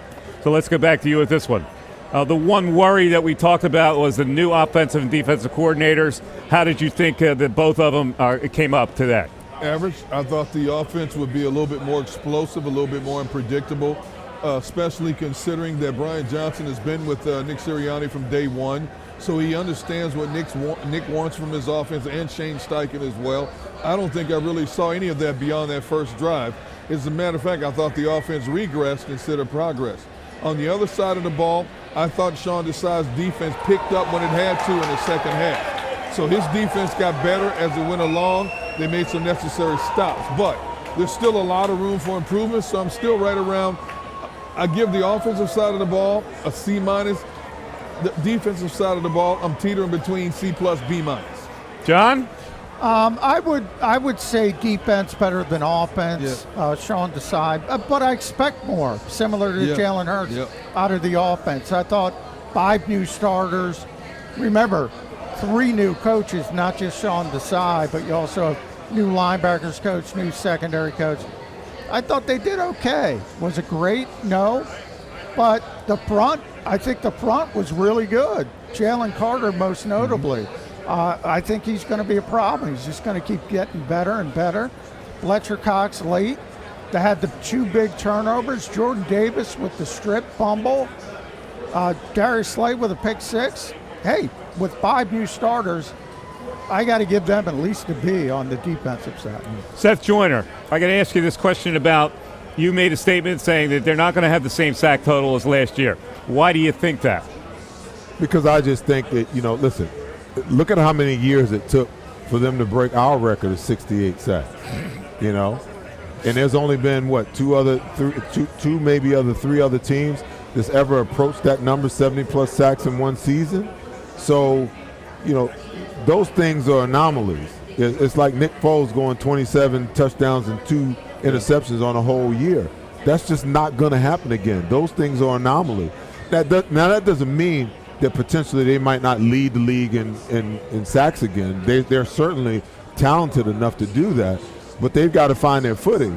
When you watch those guys rush the passes, especially the edge guys today, they look like they were really pressing the situation, And when you pass rush or when you play the game of football, it's like basketball. You kind of got to let the game come to you to a certain extent. You can't push and you can't be like so ravenous about being able to get the sack that sometimes you lose contain, sometimes you overrun it. You speed rush and you get above the quarterback and then he ducks underneath. Everything has to be coordinated. The coverage has to be coordinated with the rush. The rush has to be coordinated with the coverage. And that's why they were so successful last year. And that's why I say, I find it hard to believe that they're going to. So it's not as much the people scheming against them. It's just the anomaly of the number that it was last year. Yeah, but you know what? When you have that kind of sack total, teams are going to try to play like Mac Jones played today. Out. That ball's going to come out a lot quicker, so that means they're going to have to adjust the coverage where guys are going to have to get up in obvious passing situations and challenge receivers at the line of scrimmage. The linebackers and the safeties, instead of playing 5-6 yards off, trying to play in man situations, they're going to have to, eat up the space and come and get guys and then cover them. And in zone situations, they're going to have to learn. When you get a guy to cross your face, that guy's the bait. They want you to take the bait, because once you take the bait, they either got another crosser coming from this way or a guy curling behind you. Yeah. You all, as a linebacker, when you're playing in zone, you're always taught to play from deep to short. So stay where you are and force the quarterback to throw the ball to the underneath route. Now we'll rally up to the ball and make the catch. But I've seen the Eagles linebackers and even safeties today get beat a couple of times where they took the cheese and built up, and the ball got thrown right behind them. All right, there's only really one linebacker on this panel, and that was pretty good. But no, it was actually Seth. But I'm going to ask you. You're wrong. I'm going to ask you the linebacker question, because from 1 to 10, with 10 being the highest, the worry factor. What is your worry factor with the linebackers right now? I would say I'm in the middle of the road, and I can't make a final determination based on one game. But you knew it was going to be growing issues with Nakobe Dean in the middle. I don't care how athletic he is, and I don't care how much you practice it. You have to see it at a game speed. I thought he came up in the hole and made some good tackles, but he also was out of position on a lot of passing plays. And I thought the linebacking at the core as a whole didn't play a solid game across the board. I expected to get better each and every week. But with that said, I still have my reservations about them covering in the passing game across the board. I have reservations. They're down to Zach Cunningham and Christian Ellis right now, right? I just got word also that they're not going to jump the gun, but Nakobe Dean will have an MRI on his foot tomorrow morning. That's what I mean. So Thursday, that's what you're talking about as your starting linebackers. Well, but listen, this is the Roosters coming home to roost here. When you don't pay attention to and you don't commit the resources to a position that is vitally important, and to me it's more vitally important in today's game than ever, because more times than not, you're a 4-2 front. You only got 2 linebackers on the field. So those guys better be good players. Now the Eagles, originally when they cut down to 53, they only had 3 linebackers on the entire roster. Right. And I'm like, and I said right then and there, you are 2 injuries in a game.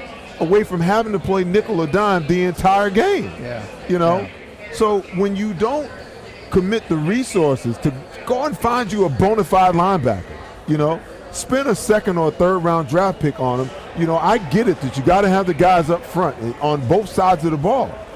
But you cannot ignore that position because every great defense, every good defense in the National Football League in history and right now always consists of at least 2 good linebackers. All right, this is a fun question. It was Tom Brady Day today, right? They retired the number, did the whole thing. I was shocked that there wasn't that over-the-top Tom Brady worship today on television. There were a couple shots of him next to Robert Kraft, a little halftime interview, and that was it. I expected to see all kinds of highlights during the telecast. Were you shocked at that? Yeah, I was. I expected every time they went to a commercial break, you take a trip down memory lane as we've seen one of Tom Brady's great moments, and the announcer calling one of his great moments. I mean, the man went to 10 Super Bowls, won 7. So I expected, won 6 in New England. I expected this to be a Tom Brady inundated show from start to finish. I'm shocked the network didn't go that route. I really am. I don't care. I want to go back to the linebackers just one second. It itches at him. It just itches at him. Go ahead. Just 1 second, John, and then I'll let you have the Tom Brady thing. The Eagles linebackers didn't play well against the run either. And I talked about it in the pregame set that the Eagles last year could not stop the run in the 4-man front, which forced their hand to make them go to the 5-man front, which makes them weaker on the back end. Okay? Nakobe Dean, Zach Cunningham, Christian Ellis, they all struggle against the run in the 4-man front. And you know what you're going to get? Anytime you get the 2 high safety, they'll say, okay, 6 box. We got 5 down in the lineman and a tight end in the box. We can go, we can run and block man on man. And it's a problem. It's a problem. And it's going to continue to be a problem. They got away with it today because, you know, New England got down early and they had to throw the ball. But against teams that can run the ball, they are going to test our box, especially against the 4-man front, and they're going to force Sean Desai to put 5 defensive linemen on the field. But Seth, that's what they want to do. They're saying run the football. By all means, run the football. Because they think on a typical game day, they're going to be explosive enough to make that margin of error so small for the team running the football. They're like, all right, we'll give up a 6-7 yard run, might even give up a drive, but we're going to score, we're going to score, we're going to score. And the Eagles didn't do that today. That was the problem. Now they still, as I said, and I think you guys all agree, I never got the feeling New England was going to win this game until Nick Sirianni went 4th and 2, and I said, well, maybe they are going to blow this game. But they didn't. I never got the feeling they were in this game, even though the Eagles played that poorly, because they're so explosive. And as the season goes on, and you're all right about not playing in preseason, they were rusty. But when they get kicking, they're going to score a heck of a lot of points, and teams just running the football, that's what they want them to do. That's part of the philosophy. I'll say sometimes that works, John, but when you only put up 14 first downs, the 17 17 first downs today, and as bad as that New England offense is, they put up 24 first downs. When you're playing against better teams and it works out that way, you are going to lose that battle if that's your mentality. You're going to lose it. John, you've covered this team for a really long time. It's actually a good point to talk about. Why do you think that this organization puts so little emphasis? They have for years, so little emphasis on that position. Linebacker, well, and I think they're right for the most part. Seth and I will disagree there. You should devalue the position somewhat in the modern game. I'm not talking about Seth's era, I'm talking about the modern game. You should devalue it. But I've said pretty consistently, they've taken it too far. They've taken it too far. I look at TJ Edwards, the way he played last season, and you're telling me, all right, $6.5 million a year to get TJ Edwards back, I'll do that. But they didn't. And I think if they went with TJ Edwards and said, all right, we have another young linebacker in Nakobe Dean, then you're cooking.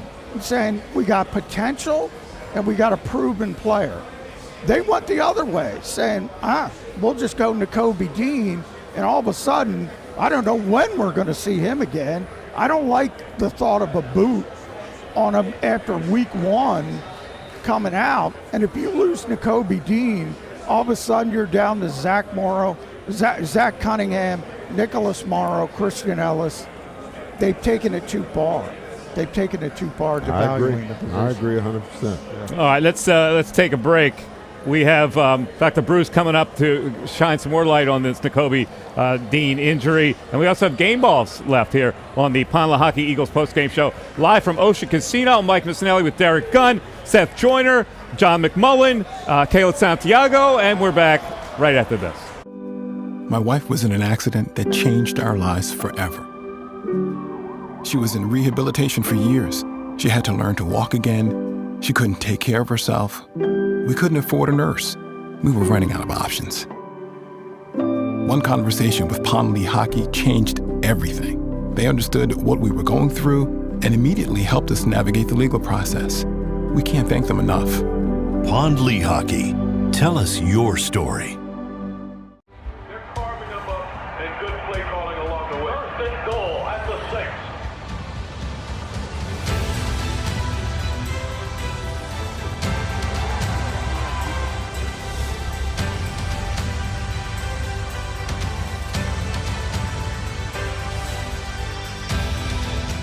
Field of life, First Trust Bank is there for you.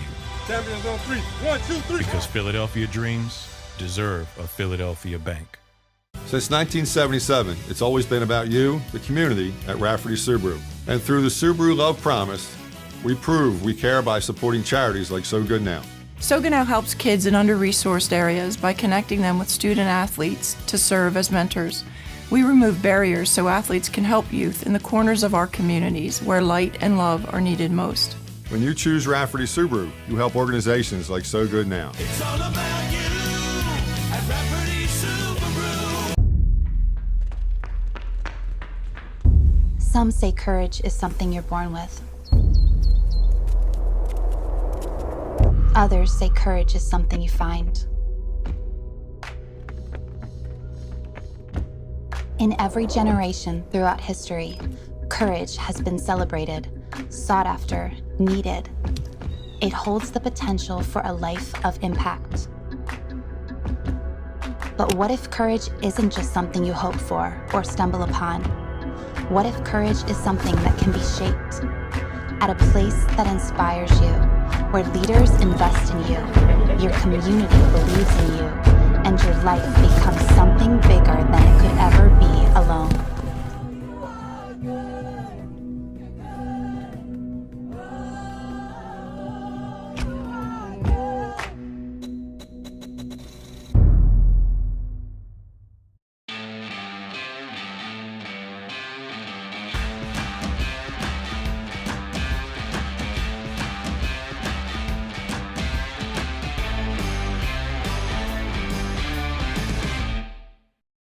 Go for the win. Go to Ocean Casino Resort. Book your trip at theoceanac.com. Joe. EAGLES. Eagles.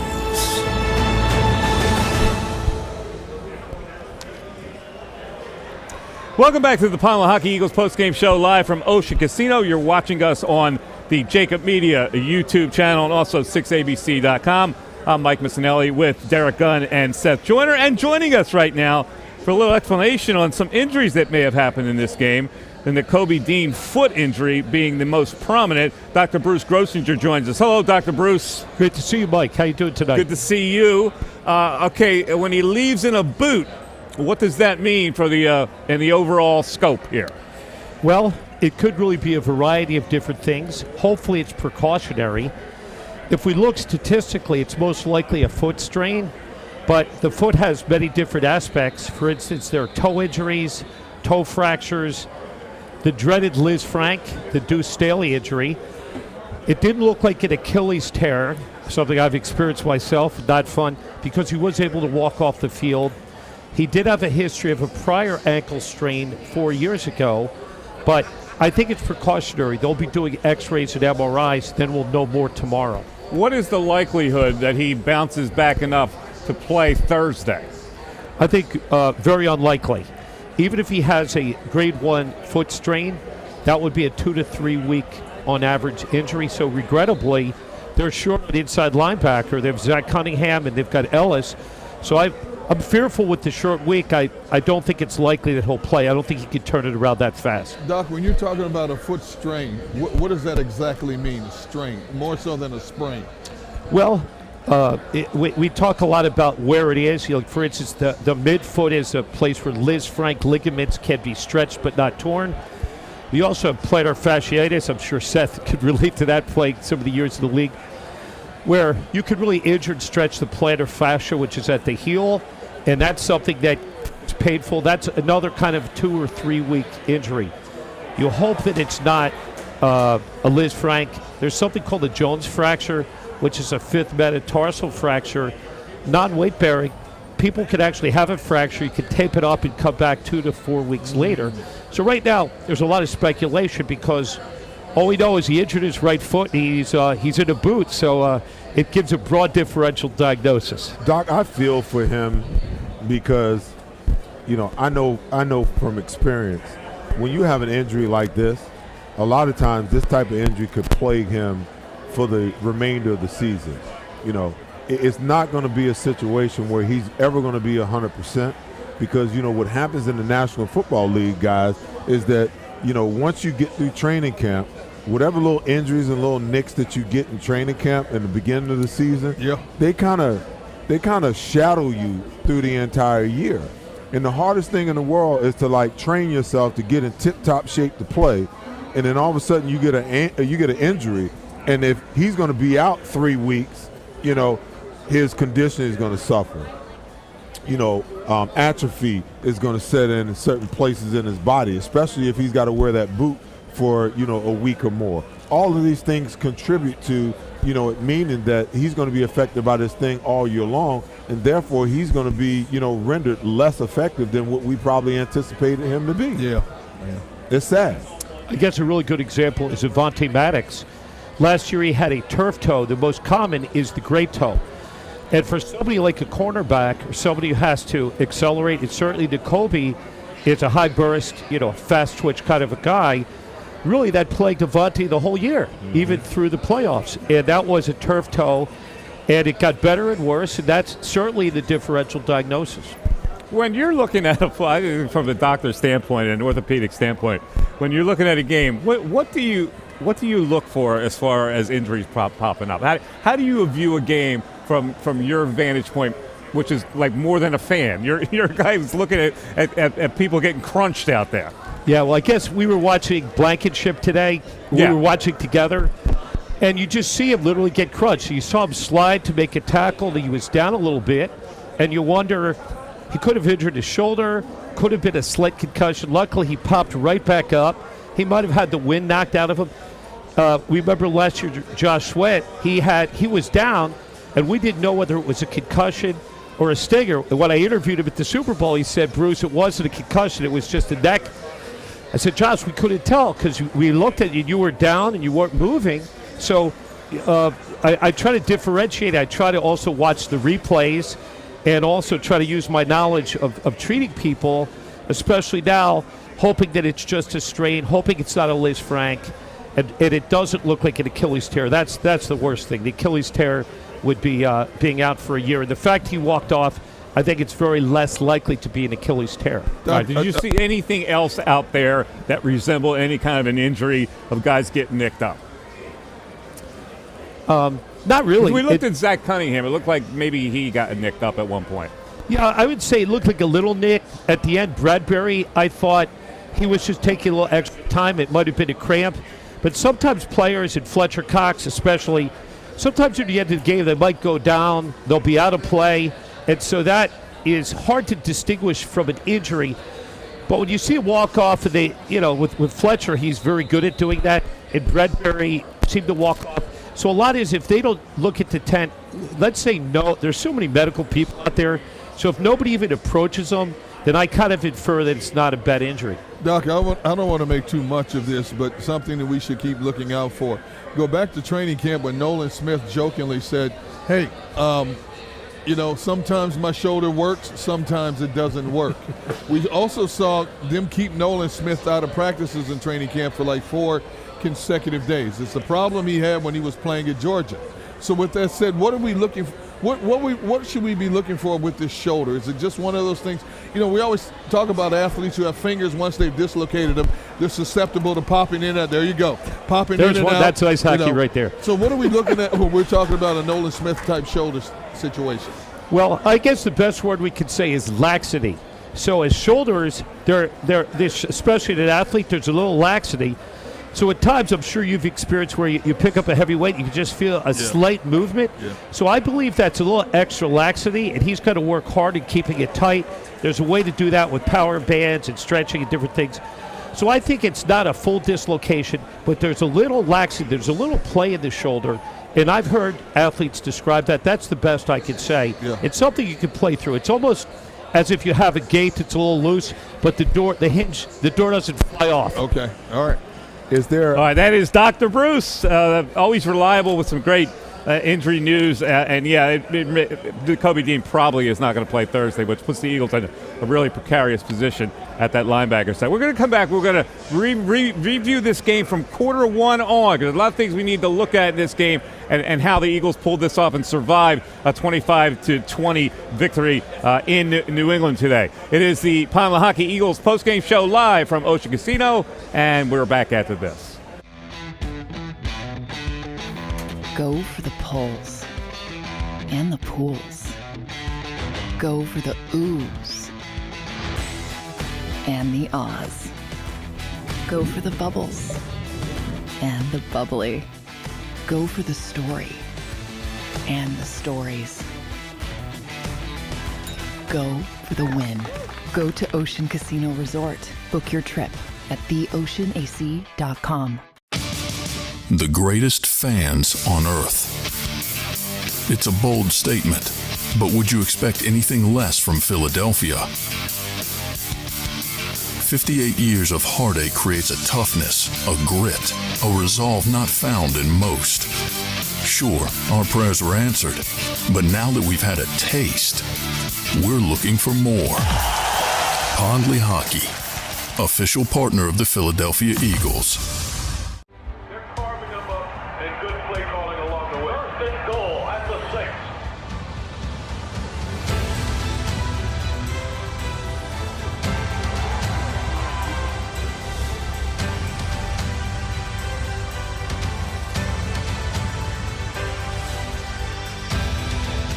Field of life, First Trust Bank is there for you.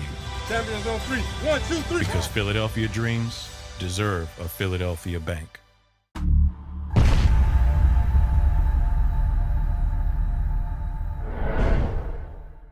Since 1977, it's always been about you, the community, at Rafferty Subaru.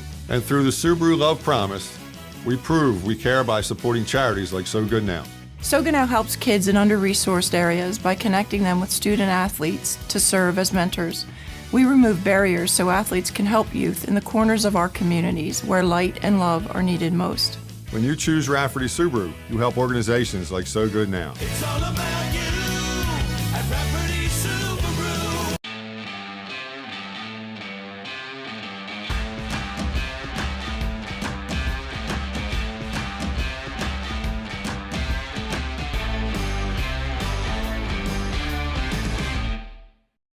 Do you stream on a Roku, a Fire Stick, Google TV, or Apple TV? Now you can watch 6ABC 24/7 with the 6ABC Philadelphia streaming app.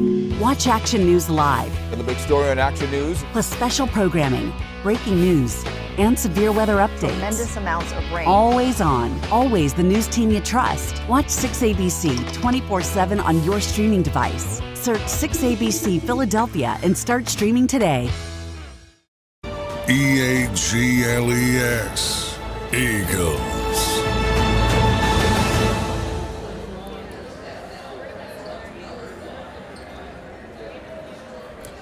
Welcome back to the Eagles postgame show, Pond Lehocky live from Ocean Casino. I'm Mike Missinelli with Derek Gunn. Seth Joyner, and joining us for this segment, Mark Farzetta. He is back. So let's retrace the steps of this game, because it started out with an Eagle drive that, they're moving the football. Gainwell carrying the football. They got small passes in the middle of the field. It was pouring down rain. A quarterback draw gets them a first down at the 9-yard line. But then, 3rd and goal, guys. Juden, untouched, gets the sack there, which forces the Eagles into a field goal after a 14-play drive. Bill Belichick is the master of deception, and Juden came untouched in there, and I don't think they were expecting that. Luckily, the Eagles were able to chew up a lot of time on the clock. They got 3 points out of it, but this team has spoiled us. We've been spoiled by this team, and we understand it's the first game, but we expected the offense to come out just rolling. And in first series, they were rolling down the field but they didn't finish it the way we're accustomed to seeing it. Those things, they'll look at this film and they'll make the adjustments. And luckily for them, they'll get back on that horse in a short week, and I expect to see a much more fluid type offense for this team. I always think it's a mistake when you defer what the Patriots did. They deferred to get the ball in the second half and give the Eagles the first drive of the game, which invariably it breaks down teams. I mean, all last year, the same thing happened. What's the strength of that Patriots team? The defense. Yeah. I want my when I know I have a definite strength, I want that strength on the field. And he understood his defense had a better chance of matching up against the Eagles' offense than his offense against the Eagles' strength. Well, you're playing right into their hands, but you held them to 3, though. Yeah. You did hold them to 3. Most head coaches do that because they're trying to steal the extra possession. Right. If you can get the ball right before the end of the first half and score, and then come back out and have the first possession of the second half, now you steal a possession, and you're actually back-to-back. So, which is what they did. Which is what happened today. So New England had 13 possessions. The Eagles only had 11 possessions today. So they get the 32-yard field goal, 3-0, and then the big play happens, the Slay pick 6. After it deflects off Kendrick Bourne's hands, plops right into Slay's hands. He goes 70 yards. On that play, did I notice that Mac Jones made a half-hearted effort to try to tackle him? Are we in the era now where a quarterback can't make a tackle to save a touchdown because they're so valuable? No, they can. They just, it's frowned upon. The mindset is if you get hurt trying to go make a tackle because you threw an interception, that you double the injury to the team. Yeah. So let them have the 7. Let's go back and try to, pick it back up on the next possession. Okay. It's a risk-reward situation. All right, and then they get another turnover. It's Jordan Davis with a big play, punches it out to Zeke Elliott, our old pal Zeke, gives it up, and the Eagles recover at the New England 26. That leads to a 5-yard touchdown pass. Hurts to Devontae, and all of a sudden, they're up 16-0 after a missed PAT. Well, I know you were blaming Elliott on that, but it was a slippery bar of soap that came off of Siposs's hands on the hold. He put it down crooked. Why are you singling me out, man? you were blaming my man. No, I said, he can kick a 57-yard field goal, but he can't kick a 33-yard extra and the only reason is because the Siposs didn't get the hold down. It slipped out of his hands. He got a little nervous. Don't call me out on air no more, Mike. All right. What happens in the game room stays in the game room, man. I'm telling family secrets out here on air, man. You're the guy that wanted cameras in the green room. All right, so until we get the cameras in the game room, do not be telling family secrets on air. All right, now in the second quarter, I don't ever want cameras in the green room. I'm telling you right now. Gunner. Second quarter, the Eagles' offense slowed down a little bit. The Patriots' defense, I thought, adjusted pretty well. Seth, what were they doing there? I think it was a combination of things. I think by the time they got to the second half, I believe the Eagles felt like they couldn't run the ball, so they really got away from even trying to run the ball and keeping the offense, keeping the defense honest. And they had a nice little mix of coverages where they played their guys, 5 across, a straight line, sometimes 5, sometimes 6, sometimes 7, depending on what the down and distance was. And they played man from there. They play zone from there. They drop a guy down and take the first crosser. I mean, they just, and single high. Bill just did a really good job of when you do that, the defense is kind of undefined. So for a quarterback, you see 5 down linemen, they're probably going to rush 5, and then you see 5 guys on the back line, so it's like you got 5 down linemen and 5 linebackers, so to speak, and then you got one safety. And nothing's defined because they're disguising the entire time. They've got one line across the back, and they're disguising the whole time. Then the ball gets snapped, and one guy drops down, the other guy drops back, that one goes to the flat, this one goes to the hook, and the quarterback is like, okay, where the hell did I go with the ball? And then all game long, I was watching the replays, and I'm like, our wide receivers are getting no separation. No. None at all.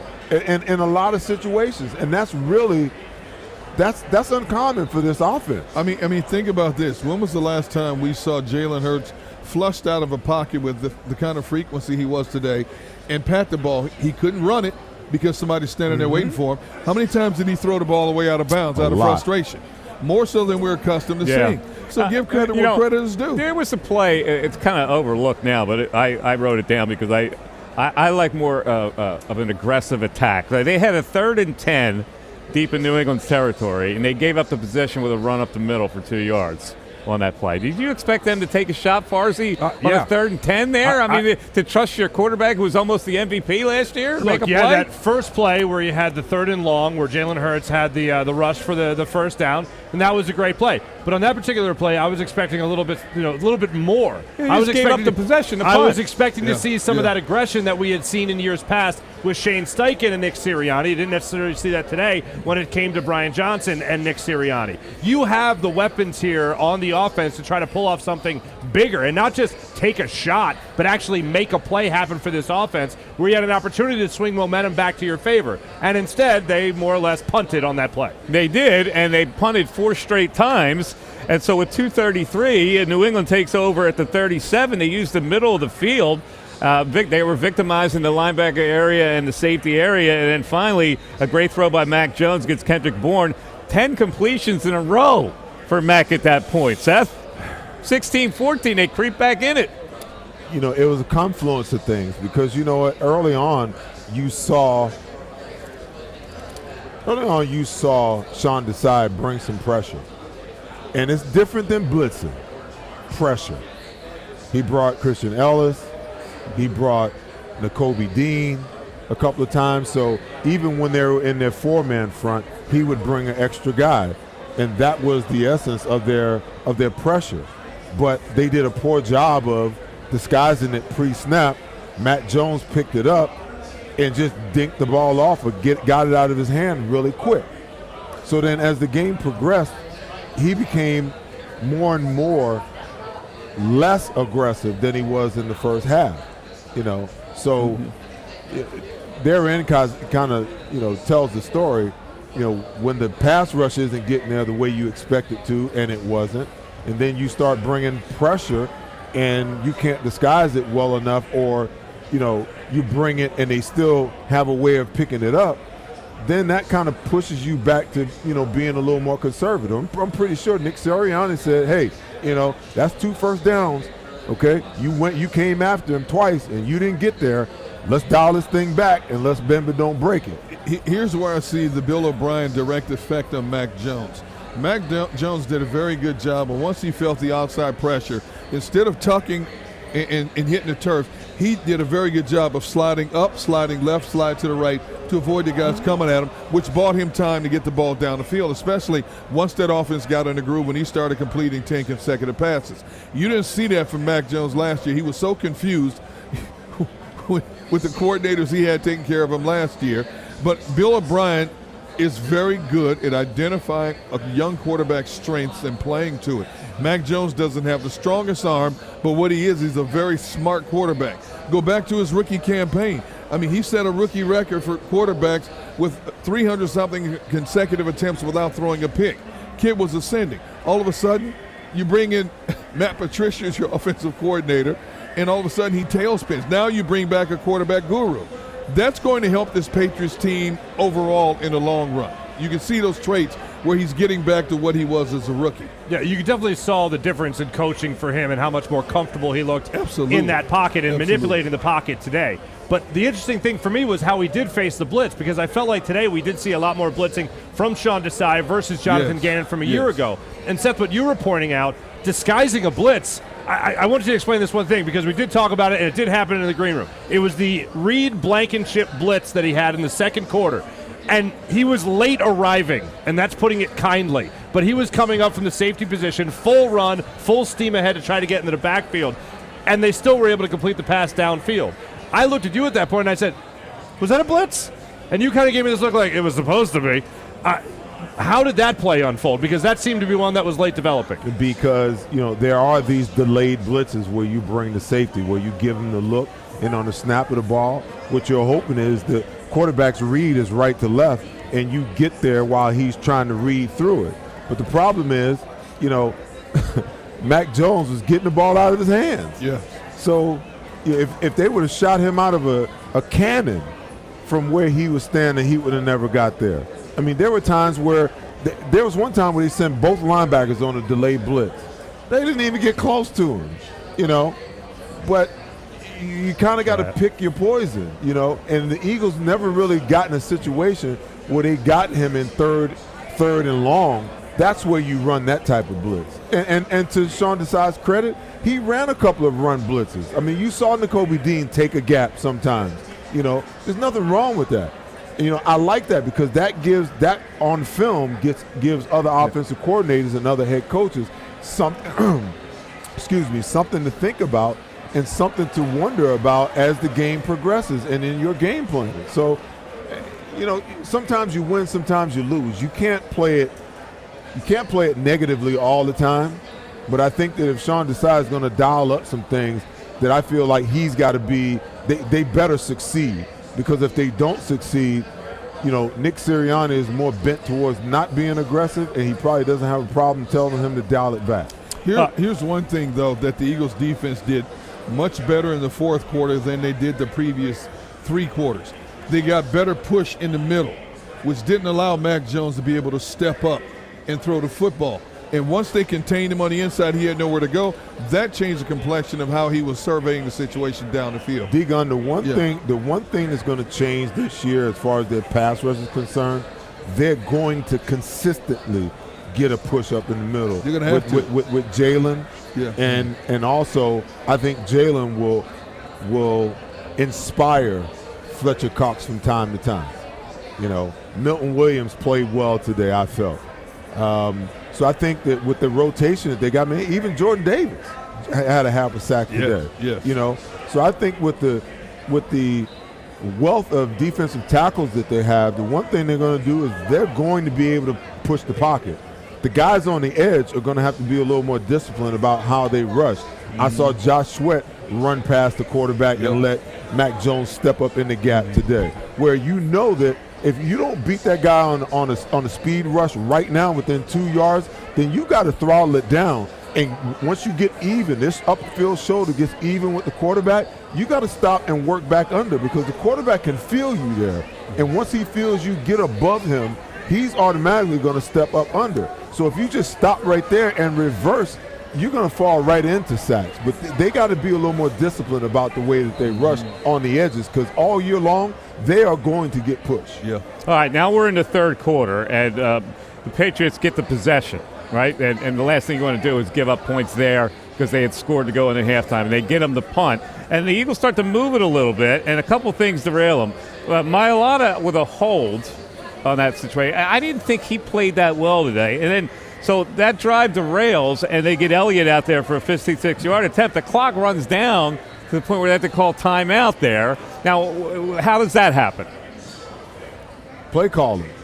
I mean, listen, when you're coordinating plays, you've almost got to be 2 or 3 plays ahead in your play calling progression. And sometimes, there's a discussion going on between, you got a run game coordinator, you got a passing game coordinator, and on top of it, you got an offensive coordinator. Right. So everybody's conferring with each other about what we should do and how we should do it. And sometimes, you get into those situations where the clock runs down. Or you they got a guy on the field late too. Somebody didn't get on the field in time for that. And sometimes you get the quarterback that'll make a check, late in the play clock, and that will cause the clock to run out. I'm talking about the field goal attempt where they called the timeout before they got the personnel on to kick the field goal. So you just never know. You never know what the circumstances are.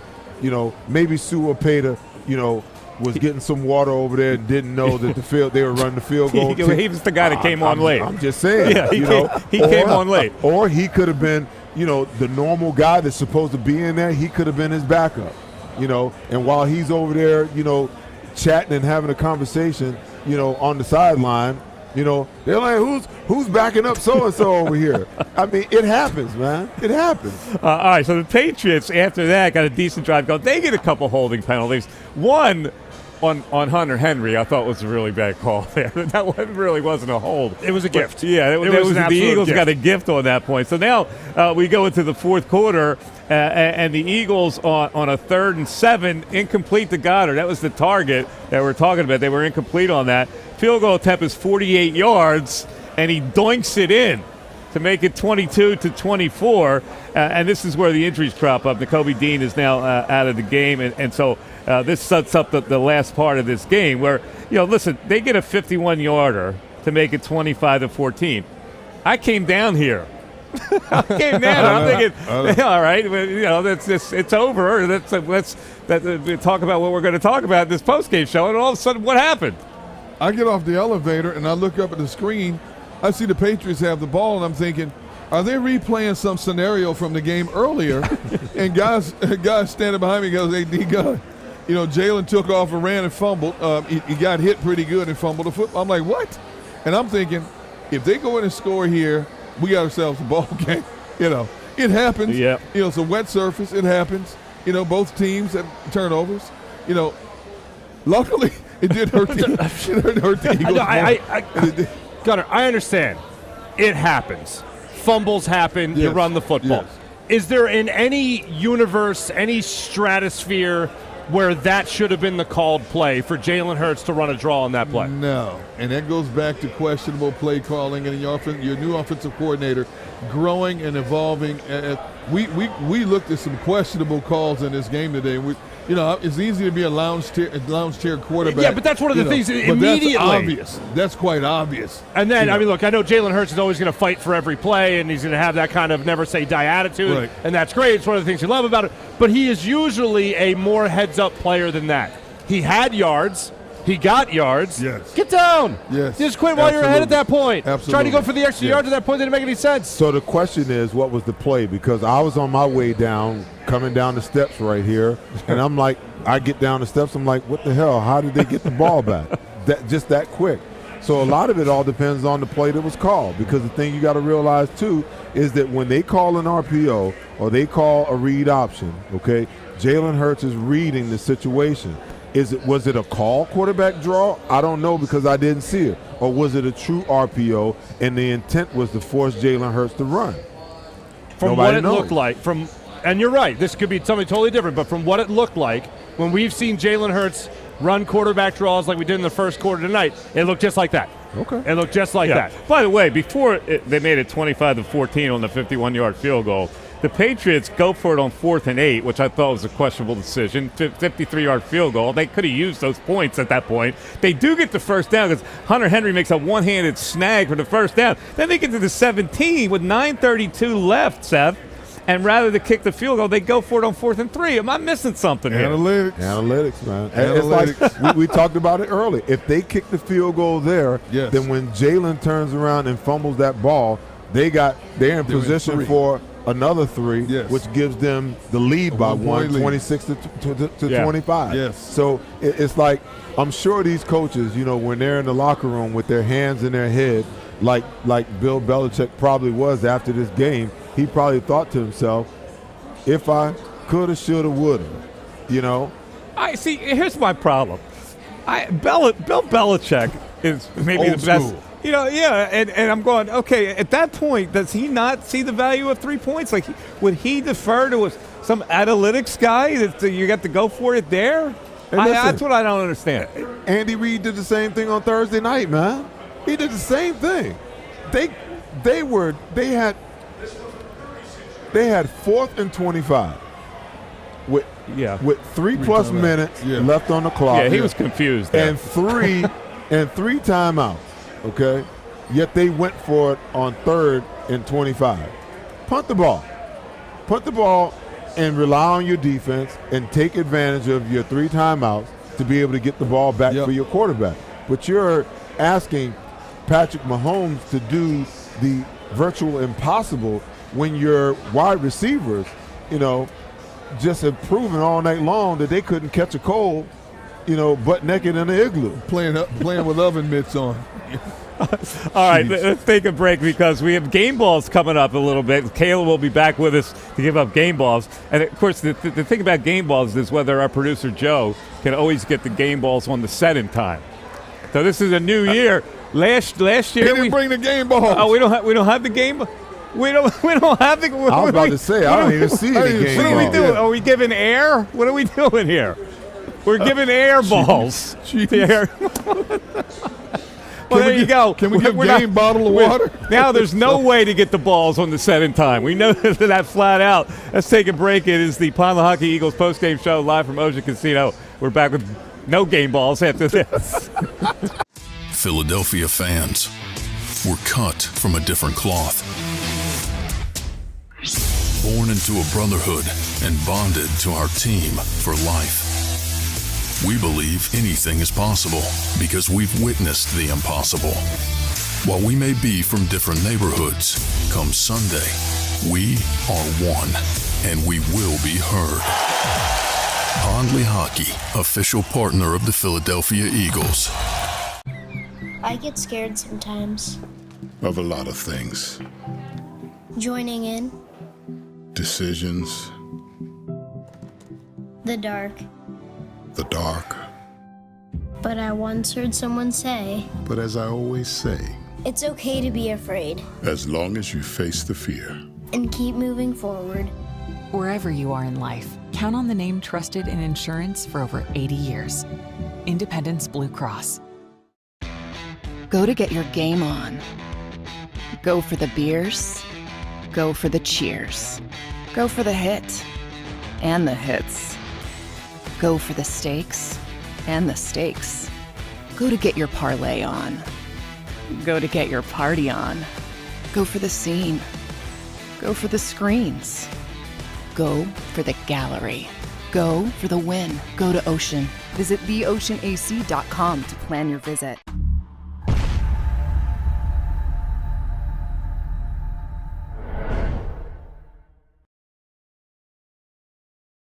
My name's Jason Lombardi. I'm an inspector at DryTech.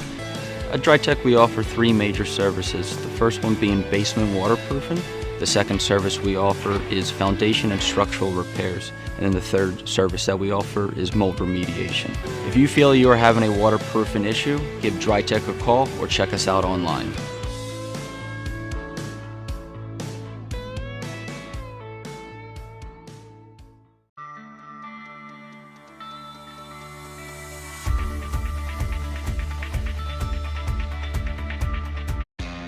Go to get your game on.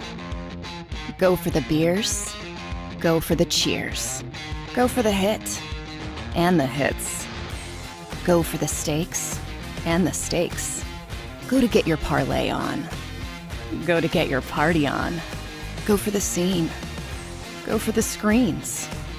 Go for the gallery. Go for the win. Go to Ocean. Visit theoceanac.com to plan your visit. At Pond Lehocky, we've recovered billions of dollars for our clients, and we're confident we can do the same for you. With over 250 years of combined courtroom experience, we've helped over 100,000 injured clients obtain some of the largest settlements in Pennsylvania. One conversation is all it takes to help you and your family get back on track.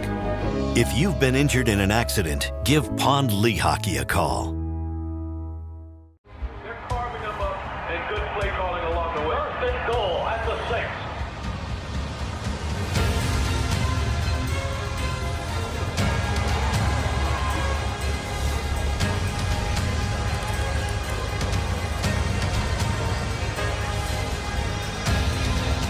Field of life. First Trust Bank is there for you. Champions on 3. 1, 2, 3. Because Philadelphia dreams. And welcome back to the Pond Lehocky Eagles postgame show live at Ocean Casino. Eagles win today 25-20 over New England Patriots. It is time to reward some game balls. Kayla Santiago is back with us. Kayla, are you hiding the game balls somewhere in there? I might be. I have a few to give out, but there's just about one person that I think could be. And I don't want to go with the obvious because I think we all know who had one of the best games here this evening, but I'm going to go with Jordan Davis. This is a player I thought really impacted the Eagles defense last season. Today he has 3 solo tackles, 6 combined on that as well, and also 1 forced fumble. I know he's not the obvious answer, but I definitely think that Jordan Davis made a difference in this game, and I'm excited to see his progression as the season goes on.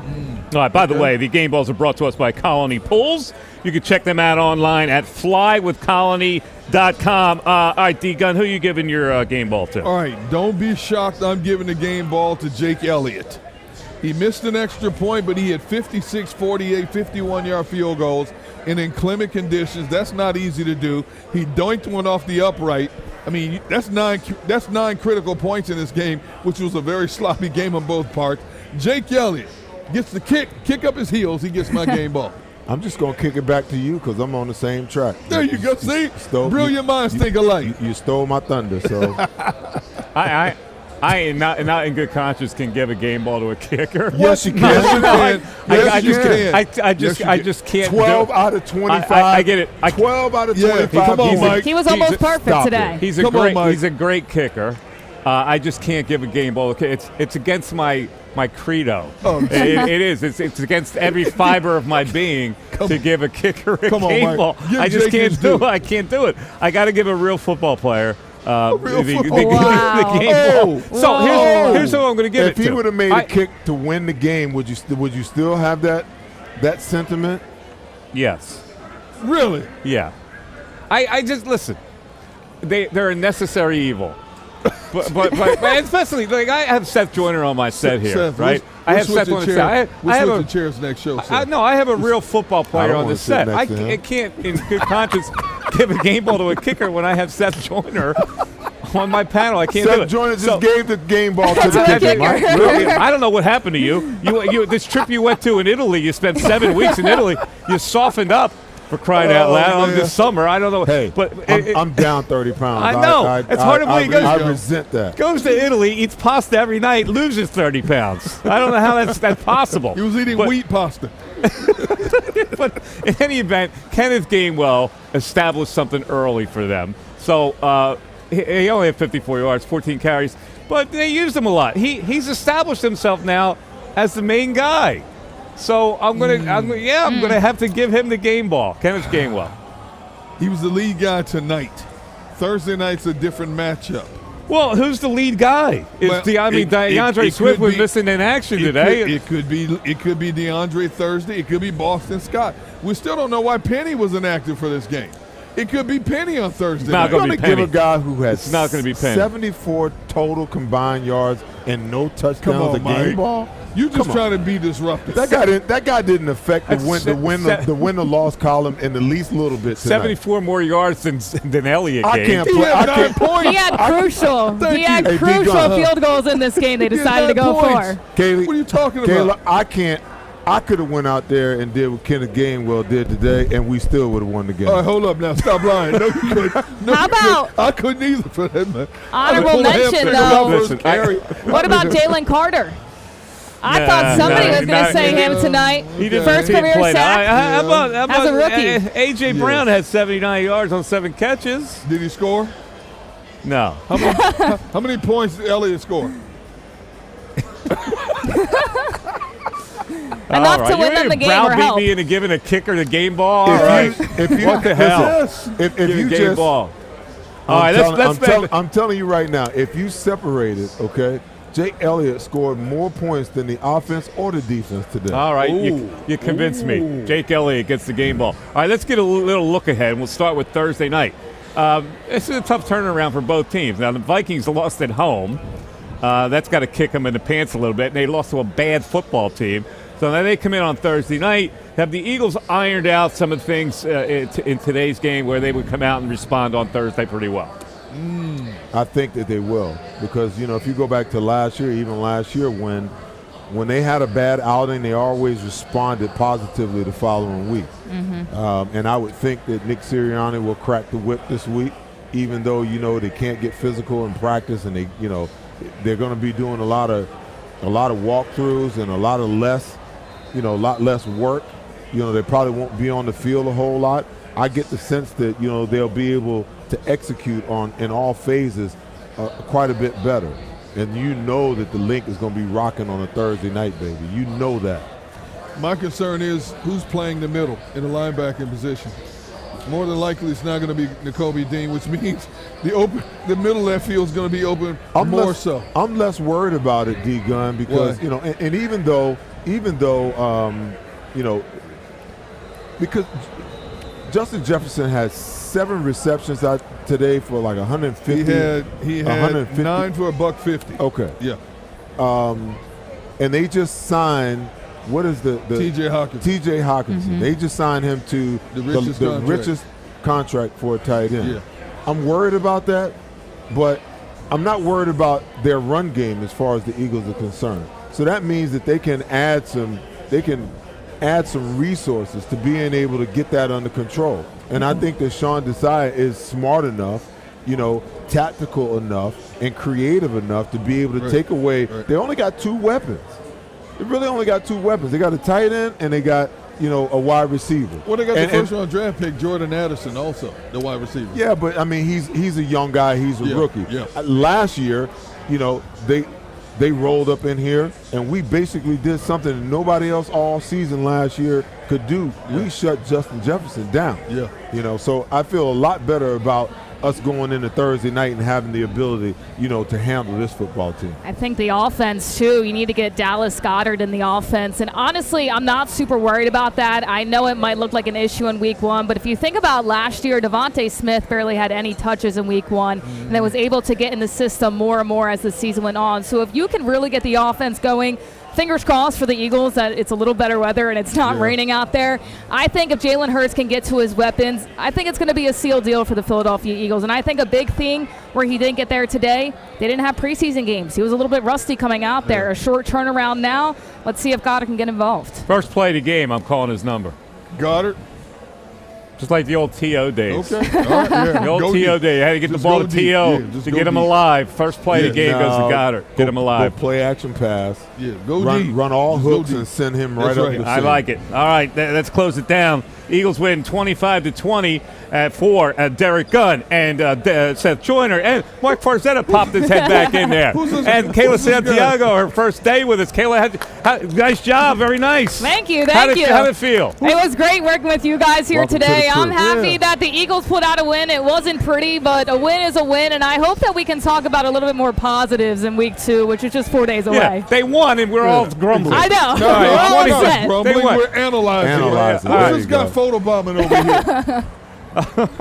All right, so everybody have a great rest of the night. We'll see you Thursday. That day we'll be on until at least 3 in the morning after that game. All right, so spend Thursday night into Friday morning with us right here on the crew. Have a great night, everybody. We'll talk to you later. Welcome to Pond Lehocky, the largest workers' compensation law firm in Pennsylvania. With over 250 years of combined courtroom experience, we've helped over 100,000 injured and disabled workers obtain benefits, as well as some of the biggest settlements in the state. Even better, Pond Lehocky doesn't charge a dime until you win.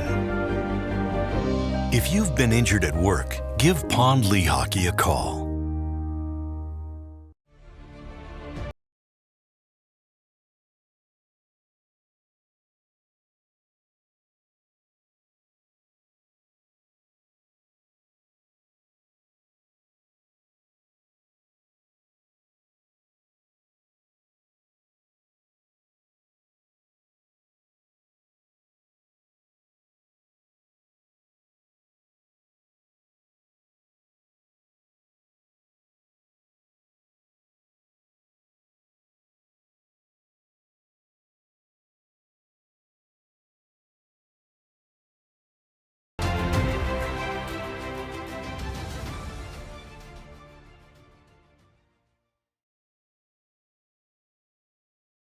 My name's Jason Lombardi. I'm an inspector at DryTech. At DryTech, we offer three major services. The first one being basement waterproofing. The second service we offer is foundation and structural repairs. And then the third service that we offer is mold remediation. If you feel you are having a waterproofing issue, give DryTech a call or check us out online.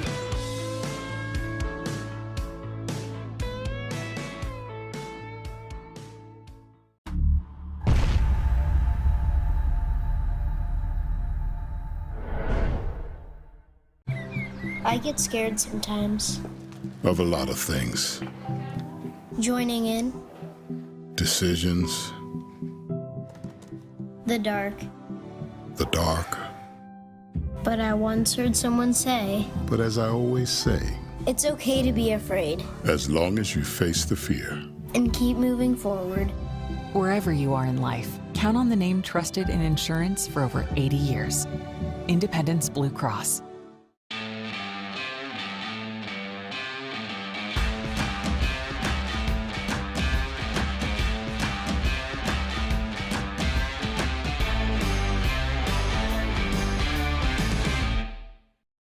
Go for the beers, go for the cheers, go for the hit and the hits. Go for the scene, go for the screens, go for the gallery, go for the win. Go to Ocean. Yes, Eagle.